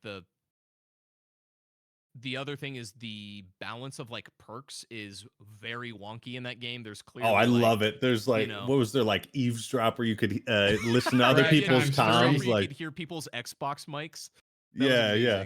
amazing. But you had like, you had the whole like stopping power and juggernaut thing, which was, it's like, yeah, you can have extra health, but then you can't have your extra bullet damage, which again on paper I think makes sense, but they haven't done anything like that since, where you can just straight up have more bullet damage with a perk. Like it's crazy. Yeah, It's they crazy now, but they it was kind of wild in that capacity. But yeah, I just don't really care for COD 4 multiplayer. Even back then, like it was fine, but But you compared to can, like I mean, I can understand that. Of course, you gotta put respect on its name because it was a huge, absolutely, major stepping stone yeah, into every amazing experience we've had since. 100%. That is a hot take, you know what, and still somewhat respectable, even though it's kind of like I don't know. I don't want to be on Reddit if for even slightly agreeing with that take.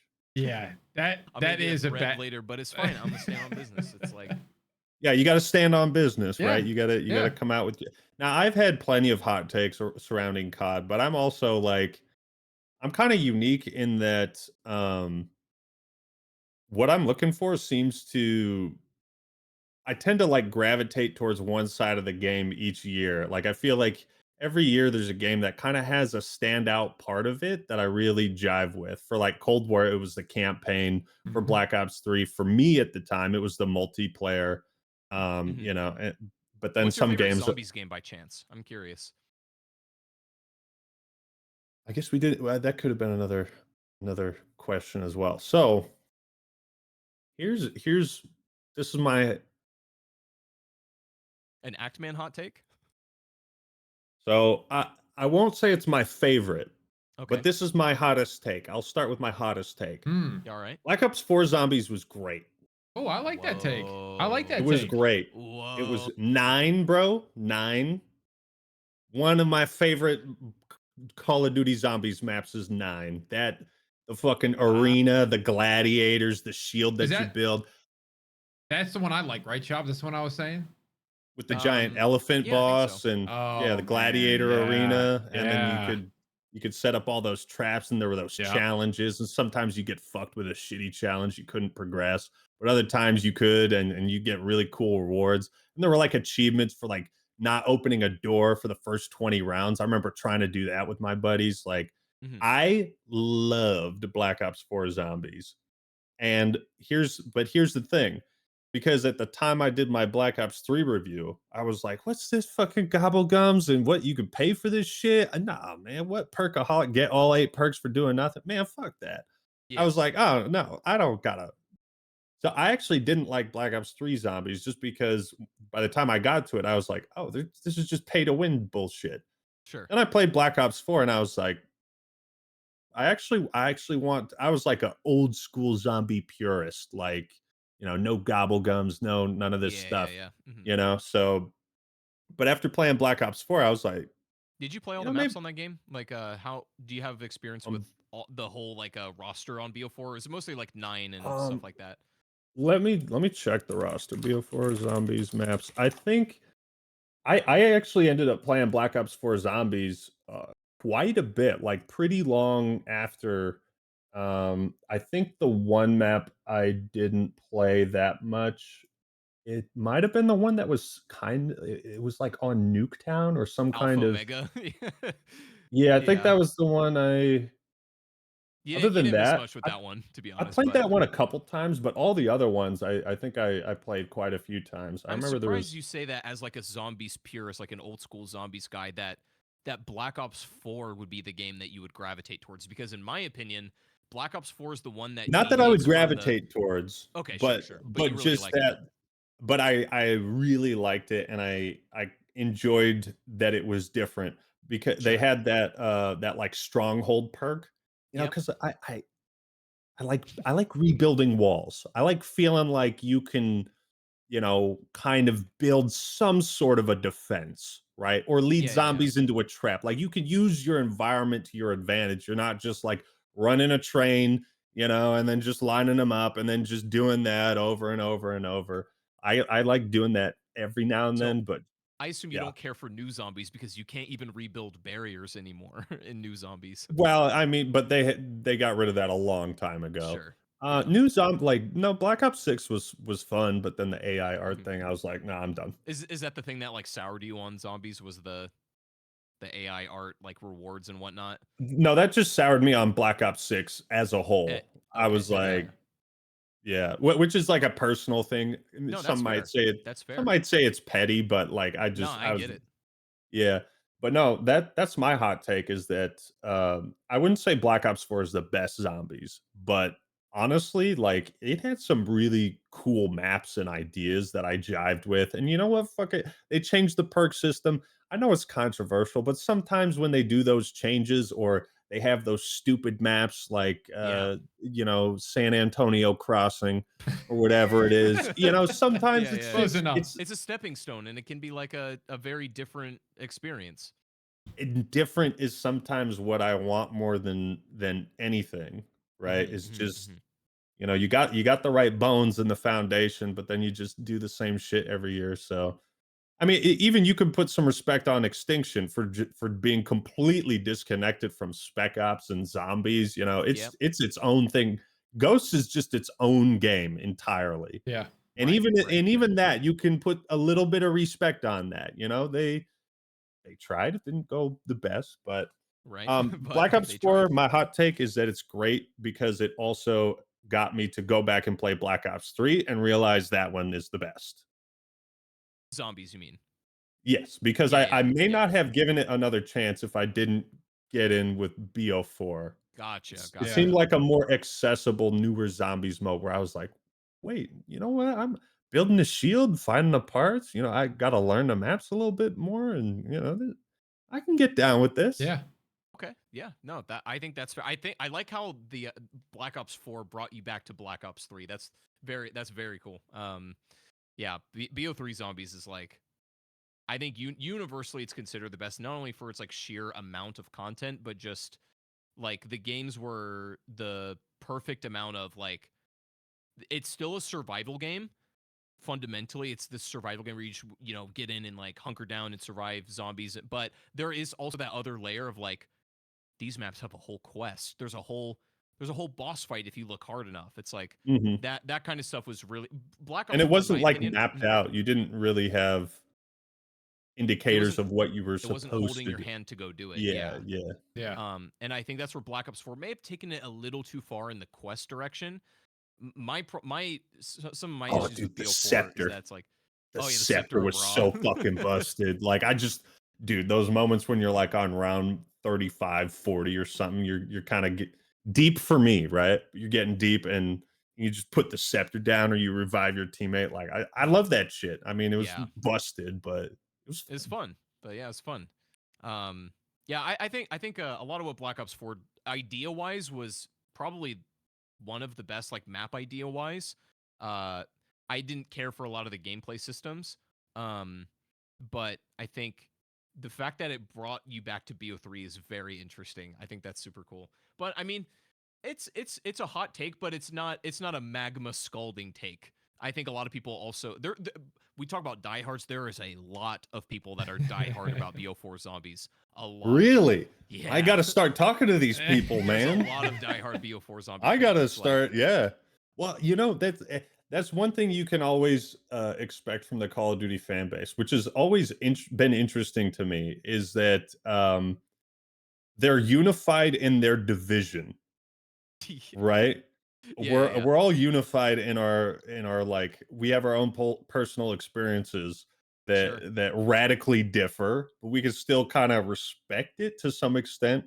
Mhm. Then there's some fanboys, man. We're just like, I think dude, I will say that I made a joke about this. The most united I've ever seen the Call of Duty community be is when Vanguard dropped. Like that and it was was still one of like it was massive. It Yeah. sold so many copies. It was so dumb.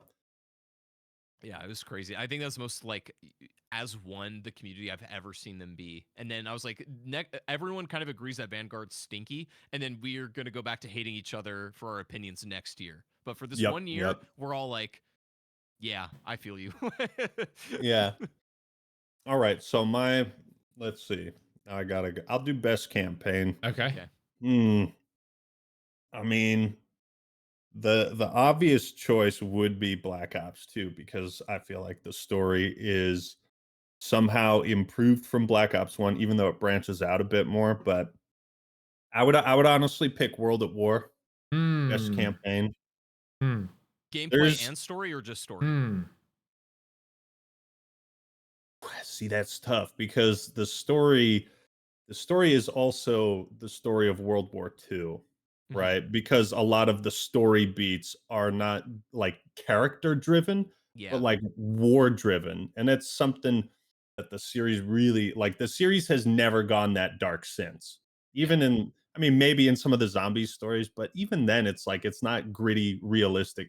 Yeah. It's zombies and space and all that. It's Sure. never gone that dark and gritty and like there's a they show a real life footage of people dying by firing squad, right? Like they're Yeah. tied up, prisoners of war, and I Yeah.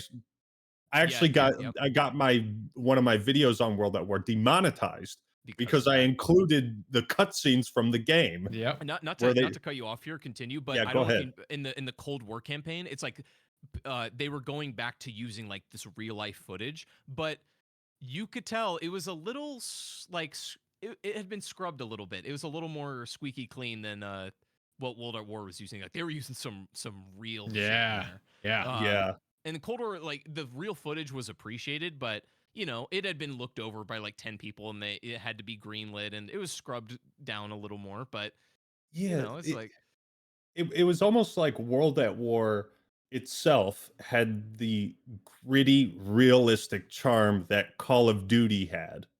And, like, the yeah, yeah, yeah. developers that made it, they didn't have that whole, like, corporate, "This has to be run up the ladder, to 15 different departments. Can we show this guy getting shot? No, no, we're trying to sell this to kids. Parents aren't gonna like that." This is in the No. same franchise that has Beavis and Butthead, by the way. Yeah, yeah, come on. We're trying to Yeah. turn it into a And Seth cartoon over Rogen here. and Oh, that whole And thing, Seth, smoking while he's doing his finishing moves and crap like that. But we don't want to yeah, shoot. We don't want yeah. to show too much violence that on a shooting game. That's just too much. See, used to be you just had a title that said Blunt Ops, and that was for the 420 guys, right? You would have just like yep. now it's like play as a guy who smokes weed. Yeah. Well, the okay. Sorry, before you continue, I had another thought. Yeah, yeah. I when we're talking about World at War, like I just remember when Call of Duty was starting out, World at War MW2 specifically, people were worried about the glorification of violence. And now I feel like we have the opposite problem. Now it's like the infantilization of violence. The You know? avoidance of violence. Yeah, Yeah. yeah, yeah, yeah. It's like we've come so far like 180 from what the problem, oh my god, we're glorifying violence. Now we're like downplaying it. Yeah. It's like that's a weird thing. Like World Anyways, War I just II. I mean, want even like World War II, like they didn't have the logo. And the crazy thing is, I'm like worried about saying it now, but it's like the Nazi logo was not anywhere in the campaign at all. They had it Because in the first cutscene, in the yeah, very first cutscene when the troops are walking by and it's all like black and white. Other than that, I think you're they right. Yeah. scrubbed it and they made it the cross in throughout multiplayer and throughout the campaign. And it's like, I guess I don't, maybe I don't get what they're going for, but it's like this is a World War II game. Like what do you want Well, to? who were the bad guys in World War II? Does anybody know? I don't know. The I don't Iron know. I don't know. Crosses? I don't know Was the. it was it my team or the enemy It was the team? enemy team. It was the enemy Oh, team. okay, okay. Yeah. Man, You should man, know that fuck if you those played guys. Vanguard. If you played Vanguard, you would have Fuck known those that. guys. No, yeah. So World at War, I also feel just like the music and the soundtrack, Oh, especially it like there's some COD games where you hear some standout tracks, and there's some COD games where the soundtrack just kind of blends in with the gunfire and you don't think about it. But World at War is one of those games where you're like, yo, I actually gotta find that song. What mission was that? yeah. Like, and then you scrub through. So the soundtrack is just fucking killer on that. And I think all the levels are fun. I think the dual contrasting stories, you've got the Americans versus the Japanese and the Russians versus the Germans. Obviously, the Russian part of the story is to stand out because, by the end of it, it's like you truly feel the the vengeful wrath personified through Reznov of like burn their fields, burn their homes, you know, Yeah. shoot that they're surrendering, kill them anyways, Yeah. Yeah. and that's sort of like brutal. And there's that like little morality where you as Dimitri, do you show mercy to your You do worst it. Yeah. enemies? Yeah. And then, if you do, what's his face? Chernov. He writes the journal, and if you make all the if you make all the light side decisions, you get, you get some really insightful, like um he's like a hero amongst a squad of villains, like Chernov's journals, like we are becoming the bad guys, sort of. Yeah. So Yeah. I could go on and on and on, but I think, and also World at War is just standalone. Didn't need a prequel, didn't need a Yep. sequel, but it could have one. So Aren't you excited for the Reznov Challenger pack then? oh my god, have I pre-ordered already? Yeah, I mean that's why I take such offense to that, because it's like Sure. they're just digging the corpses of old characters out and like, can we sell him one more time? Yeah. You know? And World at War 2, what I always say about that game is the connection of all three modes just felt so perfectly done. Like multiplayer had like its own, like they were all dark feeling, but they had their own little, back when Call of Duty, like a mission in the campaign was also a multiplayer map, and then it was also a zombies map, but they all Yeah, had different flavors of how they were in that certain mode that they were. And I just, man, There's also a budget thing. Like, they didn't have the budget to make these massive zombies experiences, for example. So they tried to use what they had. It's like, oh, to use this random campaign bunker, throw some, and throw some. it and it took me worked. so long. It took me so long. I think it was maybe like my Vanguard review or some other video where I was talking with Hidden Xperia, and we were he was telling me about how all the old World at War maps were just like repurposed campaign or multiplayer areas. And it says something about how good they were at reusing assets, Yeah.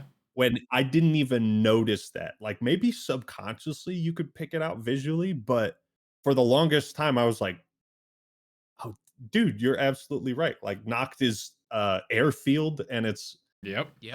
hard landing, I think, in the campaign, and yeah, so And it they all did had its real own good. twist. Like it all had like this little thing that made it unique to the zombies. Man, World at War, special game, man. Special game. Probably the most efficient. Now, best multiplayer for the legacy COD. I mean, it's no surprise. MW2, of course, takes the cake. Best maps, stupidest multiplayer, most fun. I mean, Harriers, what a legendary kill streak. And Yeah. my personal favorite, the emergency airdrop. I Dude, think yes. I love the emergency airdrop, because anytime someone calls down one of those, it is a rat race. Yeah. It's literally like Everybody on the map Christmas. is like, can I get a piece of that, Can I get a right? crumb? Just a Yeah. crumb. Yeah, no, that Dude, I yeah. always Emergency brought that airdrop, in. man. Shout out that kill streak. God damn, why don't they bring that back? And it used to be 4 care packages, and I used Hmm. to run you know how if you called in a kill streak enough, you get like a little animated emblem for it. Yeah, yeah. So my setup was I had the emergency airdrop emblem where it's like 4 care packages, like Hmm. twisting around, and Hmm. then I had this title that was heads up, which you had to kill an enemy with a care package in order to get that. And I Yeah. remember getting it with a emergency airdrop and being like, "That's a challenge." And then there was a title, and I was like, "Oh yeah, That's gotta sick. run that." That's so Uh, sick, man. there's Shout out just emergency airdrop. Remember the That's a glitch where beast. you I could love get it. where you could bring them in multiple times? Like it was unlimited. I don't know how you remember how you did it, but you had to like knife and open up your supply drop at the same time. And you could just keep throwing them on. oh shit, Am I I the don't only know one that did about that? that. There was a way to like break the emergency airdrop. I think I know what you're talking about. You Oh could get boy. unlimited of Yeah. them. Yeah. That was me. I Maybe was you're why they stacking. took it out, huh? You might be Maybe right. you're why. Listen, I was the under the map guy in World at War. I was doing all of it.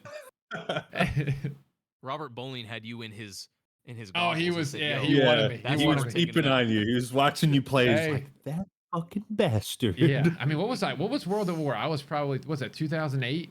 So I was what, 15? 2009, I think. 2009 was MW2 because it was 11, 10, 9, right? 2008, 2009. Yeah. Yeah, it was 2009. Yeah, Black that's Ops crazy, 1, man. 2010.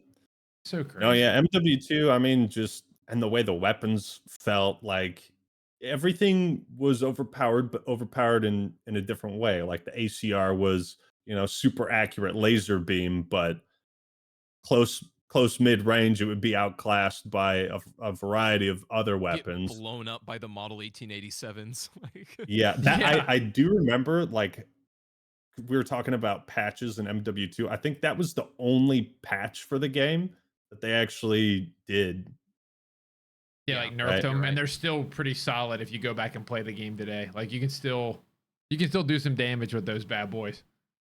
It wasn't enough to just have the Terminator 2 gun. They had to let you dual wield them. Like, Yeah. that's how fucking stupid the MW2 was. But that game just that really got me into Call of Duty, um, in ways that like, I was into zombies with World at War, but not so Mhm. much the multiplayer, but it was really the kill streaks and the weapon customization and the perks and, all the advancements made there, that and plus the maps. The maps in that game are fantastic. I mean, that's one of those COD games I could name pretty much Yeah. every Mhm. standard map, you know? I I think mean, they Yeah. liked those maps so much that they they brought them all remastered back, all of baby. them for Modern Warfare 3. It's like they they uh they have some kind of weight to their name, and they mean something. I think a lot of them. There are a few Modern Warfare 2 maps that I don't really care for that much, and I think a lot of them play Which a one? little different MW3. Well, I'll say this: Favela in the new Modern Warfare 3 plays like trash.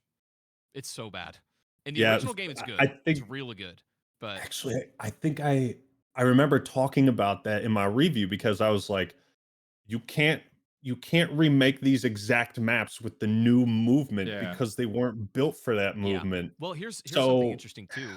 Is that we T Dog, you talk about this earlier that like even though we weren't bouncing around like bunny hopping around in older Call of Duty games, they still felt like fast. I actually went on Black Ops 1 the other day, and then I loaded up Black Ops 6, and I like just did a regular sprint through Nuketown to see how fast I could get around. And in Black Ops 6, I was like sliding and doing as quick movement as you can do, Yeah. and you can still regular sprint in BO1 and be at the same point in the map if somebody's like maxing out their movement toolkit in BO6. Like you were moving fast in Black Ops 1 just by And sprinting. that was no Uh, FOV. That and they made was the maps a little bigger to like accommodate the system yeah. now, but it's like Favela plays totally different now because it wasn't built for that. And it's like some maps hold up. I think Terminal plays fine. I think, that's as good as it's always been. Terminal's always gonna be great. But yeah, Yeah. I think the maps in MW2 is like I think that is the strongest selection of maps any COD multiplayer has ever had. I mean, what's the worst map on there? Derail. And I it's was actually thinking only about Derail. Underpass. Wasteland, maybe. you think you didn't like Underpass? I didn't like Underpass very much. I don't know why. I think it was visibility thing for me at that time. Visibility and like you have a 50% chance of your aerial kill streaks just hitting nothing Yeah. because Or your airdrop, you call in and it gets the bridge and you go, oh, okay, well, never why mind is about that that. there? Yeah, that's not supposed to be there. Yeah, yeah. I can get down with that. But see, like, Karachi's like that. I think that map is like kind of overrated, low key. I don't think it's a very good map. Um, there is Karachi, like I know that one. I need a visual. I think Oh, that's an the actual strongest city. I should search Karachi MW2. the strongest Modern Warfare 2 maps had like a power point that you want to fight for. Like, there's like Rust is an obvious one, but like Terminal, there are different power points you want to have. I think Karachi like didn't really have any real power points, and it felt a little too. I think the verticality didn't quite work in that map. Like my only problem with the Wasteland as well is like Oh, I it love really Wasteland, only dude. caters to one playstyle, Yeah. which if you are that playstyle, you're gonna love it because you're just gonna fry everyone. But like But you know and what gun they had in MW2 that was perfect for the that map? ACR. Well, the intervention, I was Well, gonna right. say, If you're but an intervention user, you're gonna farm on Wasteland. But it's like you can't bring an SMG into Wasteland. Like you're gonna you get can rocked. just if you sprint to that Yeah, do a middle little zone. sneaky sneak. Yeah, yeah. Yeah. I think that's the thing that I mean, maybe since Black Ops 3, I would say the series has really drifted far away from is like maps that cater to a specific play style or a certain mode. Yeah. Like headquarters on Wasteland is pretty cool because you got that one point and then or maybe it's hard point. I don't know if they had headquarters in MW2. They might have. but like that one center point, or it moves around different parts. And so it opens up these various sniping lanes throughout the match. Um, I just think the games are more fun when you have those types of maps where it's like, yeah, I don't really like this one, and it does elevate the others. But Yeah, even something like Wasteland can provide a totally different experience than your standard typical 3-lane map that plays like any of the others. Yeah. sure. Um, So You what's guys are fun to your talk hot to. take? dude, This is great. we just sit here and talk about COD all the time. It's crazy, but I do. Do you have another point on that, shop? Because I want to transition a little bit. I don't know if you had anything else. Yeah, go ahead. No, go ahead. So I know we've talked about Call of Duty. We're at like an hour and 45 minutes, just so you're aware. Mhm. I do want to bring up some Halo though, because I feel like, I mean, that is your Mm. baby, and we usually save the last couple minutes for other games. So I'll kind of want to. There's no real direction I have. I just kind of want to pick your brain on future of Halo. You know, where do you see this Are franchise you thinking of going? branching What do you out? think about Halo Oh, Studios? dude, I love Halo. Halo was the game for Okay. me before Call of Me too. Duty, and then COD 4 happened, and then Halo 3 was kind of the last one I really enjoyed. And Um, after COD 4, you've been lost in the trenches ever since. dude, I am lost in Yeah. that, but I'm trying to get out. I'm seeing some light at the end of the tunnel. Trying to play some other games, like I want to play Cyberpunk and I did stuff. see that clip of you playing Helldivers. Did you thought the If war you bonds saw were that, then I'm in deep trouble, man. Because I mean, listen, no, we're no, but it was oddly wholesome, well. right? To I did get a see lot of positive comments. Believe it. Go ahead. Sorry, I'm interrupting you. oh no, no, well, it's about you, right? But like I mean, so here's the thing about being a YouTuber, and I'm sure you guys can relate. Like the bigger your channel gets, the more your mistakes are amplified, or the more Yes. your fuck ups are like put under a microscope. So Yeah. like my MW2 review, like a lot of people didn't like that one, but I was like, you know what? Fuck you. I had fun this year. Yeah. Let me have fun this year, you Yeah. know? Yeah. But there's some other clips. I think I was like drinking one night and playing Modern Warfare Zombies, and just intentionally playing like dog shit just to make my audience suffer. And so like clips like that get shared around, but no, that I saw that and I was like, oh man, I gotta tell him, give Helldivers 2 a chance, man. You are not gonna regret it. You play Yeah. that with 3 of your best buds. Oh man, that's I have a plan to kind of rehash. I'm gonna kind of there's a little challenge I'm cooking up with this thing that it kind of worked in my favor. Now the video's at like 1,000 likes and like 5,000 dislikes. So I mean, listen, Helldivers community, they are strong in their opinions, but some of it was a little rage bait. I was diving to the left and right, and I'm going, wow, this is like Black Ops 6. Like, come on, guys. We got to understand a little sarcasm on the internet nowadays, but that's gone. So I get it. you might have laid it on a bit I too did. I went too heavy with it. There was like 4 or 5 points in that video where I'm like, I'm going too crazy, but I didn't think it was going to turn into this. I didn't think you were going to see it on Reddit. Like I didn't think Actman was going to see it on Reddit. well, you know the way to fix those types of moments, right? Is oh, this is just like Black Ops, Warzone, and then you You got to stop just and give add a one of little those, flair to yeah. a little. Okay, okay. Yeah, Yeah, a little I'm cut, learning. little wink. You gotta Yeah, I mean, you have to it was let a people know good. you're fucking with them, you know what I Yeah, I mean? mean, it was good. It was like the mechanics and the overall like gunplay and stuff. But Chop had a great point. I tried to listen to his voice in the back of my head. He was like, nobody's like mistakes when they play. Like there was somebody that played Helldivers and did the exact same thing that I did, but they didn't have a recording of it posting to the internet with an audience of blank Yeah. amount of subs. So I'm like, you know Right, what? That's a exactly. really good point. Because listen, I'm a COD guy and I'm trying games for the first time. So I go buy a Halo Battle Pass and I'm thinking I can just go buy the gun. Like that's what Call of Duty. I You can don't do know that. how yeah, but now you have to work for it, and now Right. the pass is only like 10, 15 bucks, if that, and then you Yeah. earn all the rewards. Right. The Right. cool thing about Helldivers 2 also is so, like, they have all those major orders going on. So, Like let's the say you take billion a mo kills or something like that or something on yeah, the right. and those are all community based. So let's Yeah. say you take a month off from the game. You log back in. If the community has completed major orders that you didn't contribute to, you still get war bonds for that. So like Mm, every few weeks I'll just boot up Helldivers 2. I'll collect the And get war free bonds. stuff. Yeah, I'll collect the war bonds and then I'll buy some Smart. stuff. But the way they balance that is they only let you have 250 war bonds at a time. So it's Okay. a smart system where it's not like get your daily login bonus reward FOMO. It's like just check back in for like 10 minutes every 2 or 3 weeks, which I feel Yeah. like is nice. And none of those passes expire. All those items they came out with, the first month after the game came out, you can still unlock them now. So Okay. Well, see, listen, I never had a problem with the game. It like the mechanics of the game felt great. I like the diving and movement and stuff like that. It feels good. I just said some things that kind of upset some people. So we're gonna rehash it. We're gonna play again. It's We're kind gonna of your brand. that. I mean, listen, my entire Twitter is to troll people. People still haven't figured it out yet, but you maybe rage bait a little too hard. I The yeah dumb this COD fanboy is a little too believable. You know what I this mean? Yeah. this guy will go on Twitter and be like, "Yo guys, LeBron James DM'd me about my Battlefield 6 video." And I'm like, "So we're lying." like but do you not understand if I feel like I would do like a live stream. Like if LeBron James DM'd me, I would go live and I'd be like, guys, you guys got to see this. Like I tweet it out, I do the whole thing. I don't think I could just casually put that out there like, hey, more Battlefield content on the way. Like I'll be freaking out.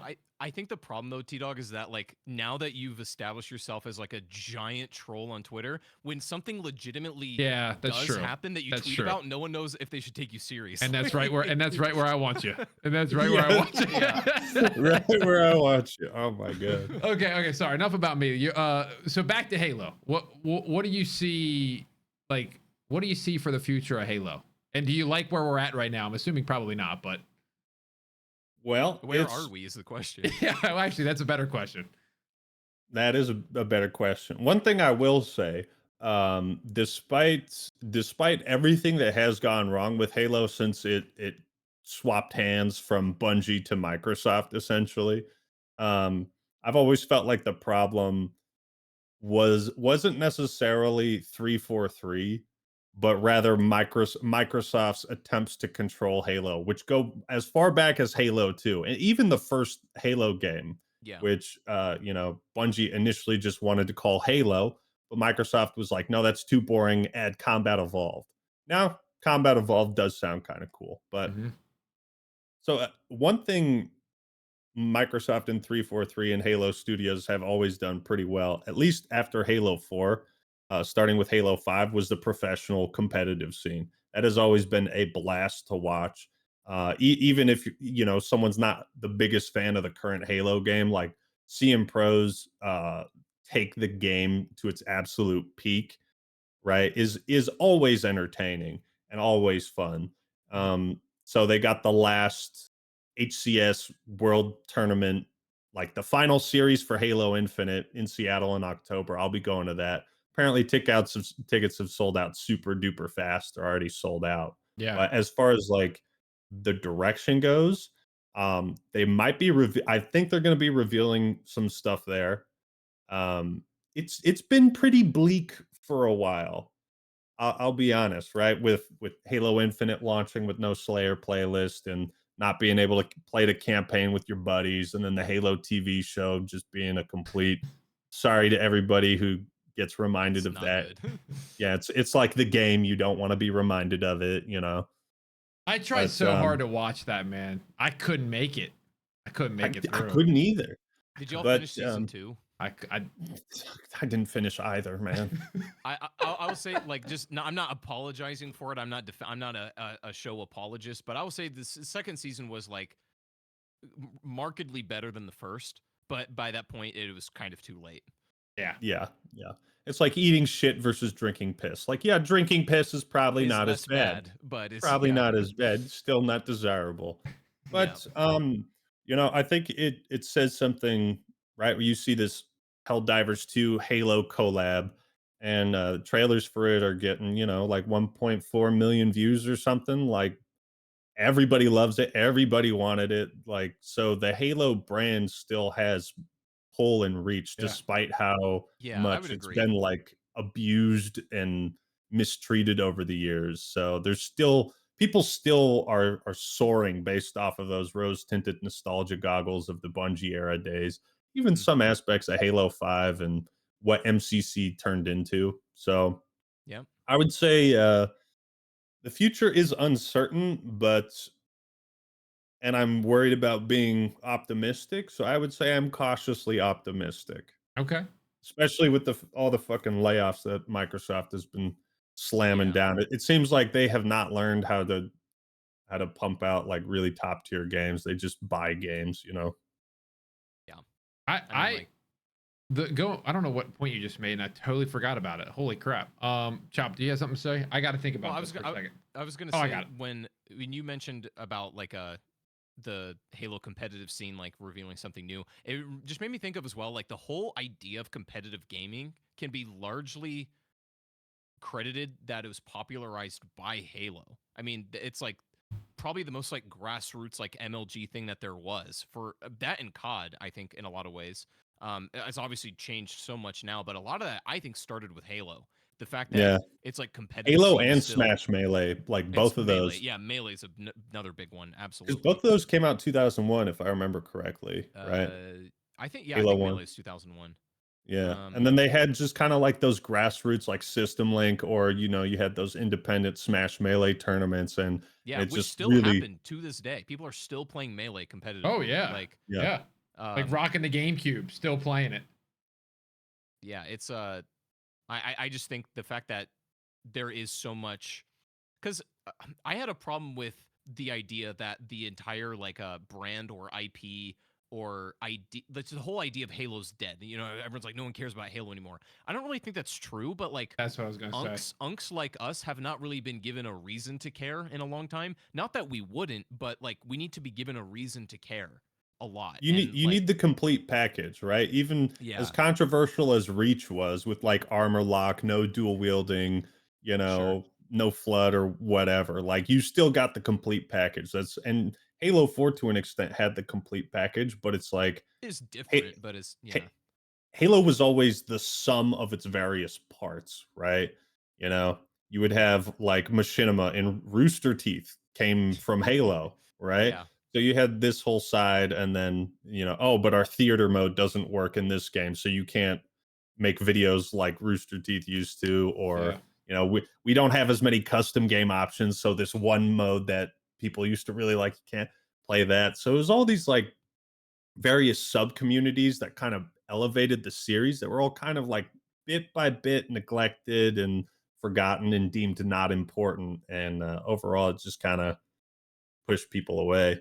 I What were you gonna say, T Dog? I was just gonna Yeah, say yeah, yeah. the Halo brand it's crazy how like resilient I feel like it is, because that thing, I mean, that thing has been kicked down, put into the mud, and then like you said, Helldivers makes a Halo collab, and you got me hopping on the game, who had no Yeah, yeah. interest in Helldivers, and I was like, you know what, I want to play something Halo related, so let's go give ODST it a brought shot. him in. So I mean, that was really truthfully the reason I hopped on, because I miss Halo being that rotational game. Like there was probably, what was it, Halo 3 and COD 4, but Yeah. even before that, like it was COD 2 and what, maybe Halo 2. So it felt like there was Yeah. a couple years early on in my early gaming career where you just had a COD and you had a Halo, and you could just keep bouncing back and forth. If the boys were It was tired of COD for the perfect. night, they go play Halo for that Yep. night. And like now it's just COD. And you said it earlier, Act, where it was like now you just have COD and there's no other game to play. It's like despite it being terrible, you're like, well, there's no Battlefield game to play. There's no Halo game to play. And Yeah, what am so I going to do? Play 2042? What? exactly. So it's like maybe I can't wait till 1 year, one day we get a new Halo, a new COD, and a new Battlefield. And it's like we got the selection finally, because first Well, person shooters are we just down had that bad. moment, but I mean, here's the thing though. We had that moment in 2021. Yeah, you better we had believe Call we That of was the did. Duty, year of we had Vanguard, Vanguard, wasn't we it? had Halo Infinite, and Yep. 2042. And they God all Almighty. shit the bed, man. What are Yeah. the odds? Dude. Yeah. What are Oh, the Isn't that odds? insane? here's a Yeah. good question, Ackman. If you don't want to end up on Reddit or not, don't feel free to not answer it. But should Halo have launched with a battle royale? It didn't launch with a Slayer playlist, so I reject the question. Yeah, No, would it launch no. with big team battle and like Doesn't capture the flag or something? I mean, yeah, that's it launched. There were some good maps, and it launched with it launched with like one leg, right? Just the bones of one leg. Yeah. Mhm. But so Is it the couldn't camp really stand up right. is the campaign good? Never I would played say it. I the liked it campaign enough. was decent. Yeah. If it, It's it was different. not as although it's open world, in some ways the open world started to feel more redundant than like your standard linear Halo mission. Yes. Yes. So it feels like there's more, but there's less to it. I Yeah. did like the boss fights though. I always felt Halo could work with boss fights, just, long drawn out combat sections with, just a few enemies. So they have fun boss fights. It's worth playing at least once, I'd Yeah. say. I want to do that because I mean I really enjoyed Infinite. I thought it was a good like base of a game. Does that make sense? I feel like like Mhm. the movement. I Definitely. didn't mind the running that they added, or the style of movement. It didn't feel It's too barely crazy. faster than walking. Yeah, Like, yeah. It Yeah. it's doesn't very low key. feel like crazy like they did. What was it? Was it Guardians where they went all wacky with the side boosting? Yeah. And yeah, like it felt Yeah. like that was like their AW year where it's just whoa, whoa, what are we doing here? This isn't the game you should be making. So I think they found that good middle ground of, yeah, we're not going to jog anymore, but we're going to allow you to sprint. But I don't know. I wish it would have been received better because I played it with my buddies early on, and like you said, there was nothing in there to keep you at all. There wasn't enough, and Like that's always Griff been. Ball, which just feels so basic. Like people were making Griff Ball like game modes immediately when they got the tools to, and it's like y'all did this in an afternoon. It's like, Yeah. Yeah. They don't what are even you have the guys doing? proper, like, gravity effects. Like, I feel like the Yeah. physics in older games too, when you swung that gravity hammer, the warthogs would, do like a quintuple flip over to the side, and if you Hmm. were in that warthog, you didn't know if you'd be alive or if you'd explode or if you'd miraculously land on your feet Yeah. like a cat and just keep going. Yeah. Yeah. It's crazy. So I guess we got to ask you this. What's your favorite Halo of all time? And I guess we split into categories. Oh, Bungie yeah, we're versus gonna have to. 343. Oh, okay. Interesting. Like so you gotta choose one of the devs here. Alright, well, Halo is this what, so an ODST? for Reach. campaign, obviously my choice is Combat Evolved. I feel Mhm. like it's perfectly paced. Really? Yeah, yeah, Whoa. Halo C is my favorite campaign. Um, there's a mission called Damn. Two Betrayals, and it's Hmm. basically Assault on the Control Room just backwards, but it introduced this concept of multi-faction fighting in an FPS where, like, you can just watch the enemies destroy each other. You don't even have to fight them sometimes. But I Hmm. remember just being so enthralled by the AI and how it would fight each other, how the Flood would fight the Covenant, and that's my favorite mission. Also, I think the story and atmosphere is just absolutely perfect. The Flood reveal is It's really good. godly. Yeah. This in terms, I'm gonna go by playtime Okay. Yeah. All right. for 343 era. Now, I'm gonna assume we can't add MCC because it's like a MCC collaboration. is his own thing. Yeah. Don't Yeah, Yeah. yeah. include that. I would say I don't know if I could say it's my favorite 343 game, but I played Halo 5 a lot. A lot more than I'm willing to admit. As much I built my channel off of talking shit about it, right? But um and You're although it you're the had guy loot that's like a boxes. negative Steam review with 2,000 hours played. Like, Yeah, yeah. I had to play it that much to figure out everything that's wrong with it. yeah.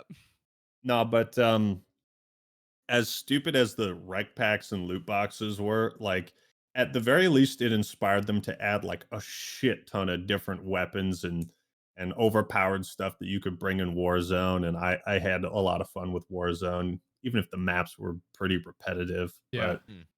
you know, and the movement in that game was a bit much. You kind of felt like you needed an elite controller Mm-hmm. to actually be able to utilize it, but it was different. It was different enough, and I felt like it was solid. That definitely got Halo back on the competitive track. And although Halo's not just all about competitive, 343 has they've always put in a certain amount of love and money towards that side of the scene. In some ways, they neglect the pro players, but the actual events themselves, like they kind of ball out. Yeah. So yeah, I I'm surprised regrettably by would that say because I feel Halo like that's 5. just the one Halo that everybody agrees on. That's like just I don't know, nobody man. I'm likes gonna it. say like, yo, the campaign. I got a lot of bad things to say about that, but I'll say this That's right just off the bat. multiplayer. That's just multiplayer. Yeah, Right, yeah, right, right. yeah, I was yeah. saying, but I kind of agree. Like,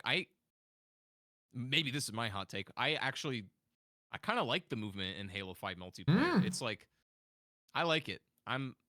It's it's something that I would again, maybe not go that far with it, but I would be okay with Halo doing some more stuff like that. I know that's like blasphemous against like the unks to Mm-mm. say, but I don't know. I liked it. We could fix it. We could fix it retroactively by just doing two things. Number one, don't make Halo 4 copy Call of Duty. Make Halo 4 just Be bring Halo it 4. back. Yeah. Be Halo 3 plus one. And then for Halo 5, don't make it Halo 5, make it Halo Guardians. Mm. There you Spin-off. go. And then you can get away with all of the advanced Yeah. movement because it's not a Agreed. direct sequel. Bing bang boom, we fixed the Halo series. Boom, let's We did it, go. ladies and Who's gentlemen. excited for Wrap it up. Infinite? Who's We excited fixed for Halo. Infinite? Yeah. I That's I funny. really hope Halo recovers because I think that franchise deserves like a good movie and a great Of course game. it does. And you know what? Halo, get me on Reddit again. Halo needs a battle royale, ladies and gentlemen. It's the perfect setup, man. It's got the coolest guns, and I'm talking about like a Blackout style battle royale. Well, it was one. Like, does anyone know what happened to the BR that Certain Affinity was working on for Infinite? Like, that just never happened. Like, There's so many Halo projects that just they never just never see happened. the light of There day. was like Yeah. a Mega Bloks game, like like Lego Halo, essentially, and Hmm. they had like some leaked gameplay, and it looked really cool. It You just know, never happened. It's like, just never Poor Halo, happened. Then man. there was, dude, they had Halo Online, like El Dorito. yeah, Did you guys ever hear Yeah, they about shut it that? It was down, like didn't they? yeah. never happened. And then it was revived for like 3 days, and it was the greatest thing ever. And then they cease and desisted it, which of course they would, and I don't blame them. Jesus. But Yeah. yeah, Well, that's you have that one game, Fire Team Raven, that's in like the malls, right? Like that's good enough. that's cool. That's good enough. Yo, I actually played that I'm last month, coping. bro. It's It's like that's the best Halo $5, isn't project. it? Like, For like a it's better than run. Halo Infinite. Yeah, Yeah, something better like than that. Infinite. Um, okay. Well, I guess on the final note, then to bring it back full circle, what are our thoughts on the Call of Duty movie that just got Yeah. uh signed today? You can only okay, so they signed the papers with Paramount. we'll just go quicker on this one. But Mhm. what game would you want to see the movie be made after? How about that? Does that feel? Yeah, How's yeah, that yeah. feel? What You'd do have you to go think? the first one. You'd have to go the Black Ops 1. See? I think that makes the most sense as a movie. I think I'd give you that. Like, Best campaign Yeah. ever, baby. I would But say, but but I'm you gonna be that gotta guy. do something where if you gotta have some kind of twist Hmm. that we're not expecting, right? Because Oh, if then you're we messing with go it into though. it, that's the tricky thing to balance, right? If they mess with it too much, they fuck it up, and you're like, Yeah. "This Yeah. is stupid and dumb." But if you go into it and you're Oh like, my "Oh, god. I already know I what's know what gonna they need to do. happen," Yeah. then I know what they need to do. what's the point, you know? The twist, right? Obviously in BO1 is that like Reznov's never really there. Ahaha. You know, he brainwashed Mhm. Mason. The twist they need to do, which would actually make sense, is that but most like a lot of people in BO1 don't even it's not confirmed, but it's widely speculated that like the terminal in the BO1 menu, Hmm. like that terminal Yeah, you how can you go interact with. can break out. Do you know what the John Trent letters are? There are in the terminal there are letters from somebody named John Trent, and Mm. he's basically he says a couple of different things, but in one of the letters he says a Reznov line. He says like success cannot be achieved without or victory cannot be achieved without sacrifice, and people are like, oh my god, Reznov is alive. He's John Trent. Like that should be the twist. Mm. Is like So he actually Reznov's made it. actually He made it. yeah yeah I would like The that. whole theory that Reznov is John Trent and he's actually still alive. I'm in. That'd be cool. I don't know. I'm in. But again, There's that's kind of definitely like deep ball knowledge that like would that is pretty maybe deep. Maybe people wouldn't get it. yeah. Alternatively, you could do a twist where, like, because Mason's in the interrogation chamber, right? Yeah. What if the twist is that interrogation chamber is like where he's being brainwashed? Mm-hmm. So like the guys who you think are trying to unbrainwash him are the ones who Are doing actually, it. Yeah, you yeah. could do that. You could do that. Yeah. Huh. I mean, I feel like there's a lot of different ideas you could spitball to kind of refine that, but Sure. I mean, I want them to do a zombie storyline movie as that would a be cool. That would as be a zombies cool. guy. I think they could do it. could they do a movie? I feel like You'd that have to would be. focus in on one particular moment in the story, but you definitely could. Like Otherwise, I would say do a TV series if you yeah. got the budget for it. Yeah. I think it'd work better as a TV series if you're gonna go long, but Yeah. I mean I'd be okay with them doing a Black Ops 1 movie. Yeah, me That'd be too. sick. See, guys, Black Ops There we go. 1, the best We'd be saying campaign of all Black Ops, time. ladies It's and gentlemen. settled in the comments. Just say T-Dog, we agree with you. T-Dog, we agree with you. We're at Reddit post 215. has been made. Yeah. Well, how many Reddit posts Yeah. do you think we're gonna get out of this one? I think we got At maybe least 3 or 10. 4. Yeah. We'll see. all We'll right. see. Well, Well, Act, It's been a blast. yeah, we've had you on for 2:15, so we took you 15 minutes over. So we appreciate you hanging out longer than you were supposed to. But that was very no fun. worries. Yeah, Yeah, yeah. thank you so much for Well, you coming on, guys man. you fun to talk to. So We just try to, that's what we try to do. We want to make sure like you get the stage time to say what you want to say, but we just want to make it a fun conversation about stuff that we love. So like I'm glad you had a good time. I think everybody listening will have enjoyed it as well. We really appreciate you taking the time to do this with us. oh yeah. And yeah, I mean, all y'all know all his stuff is going to be linked in the description if you want to check him out. But if there's anything else you want to leave us with, let us know. But otherwise, we'd love to have you back on the show anytime you want to come back on. Yeah, maybe once Black Ops 7 comes out, I might can not have a even discussion about review that. this one. I don't know, man. I was Yeah. looking at that direct. I'm like, do I even? What's the Yeah. point? I'm hoping the we beta can talk about switches it after that. it comes out. I'll be curious Yeah. to pick your brain.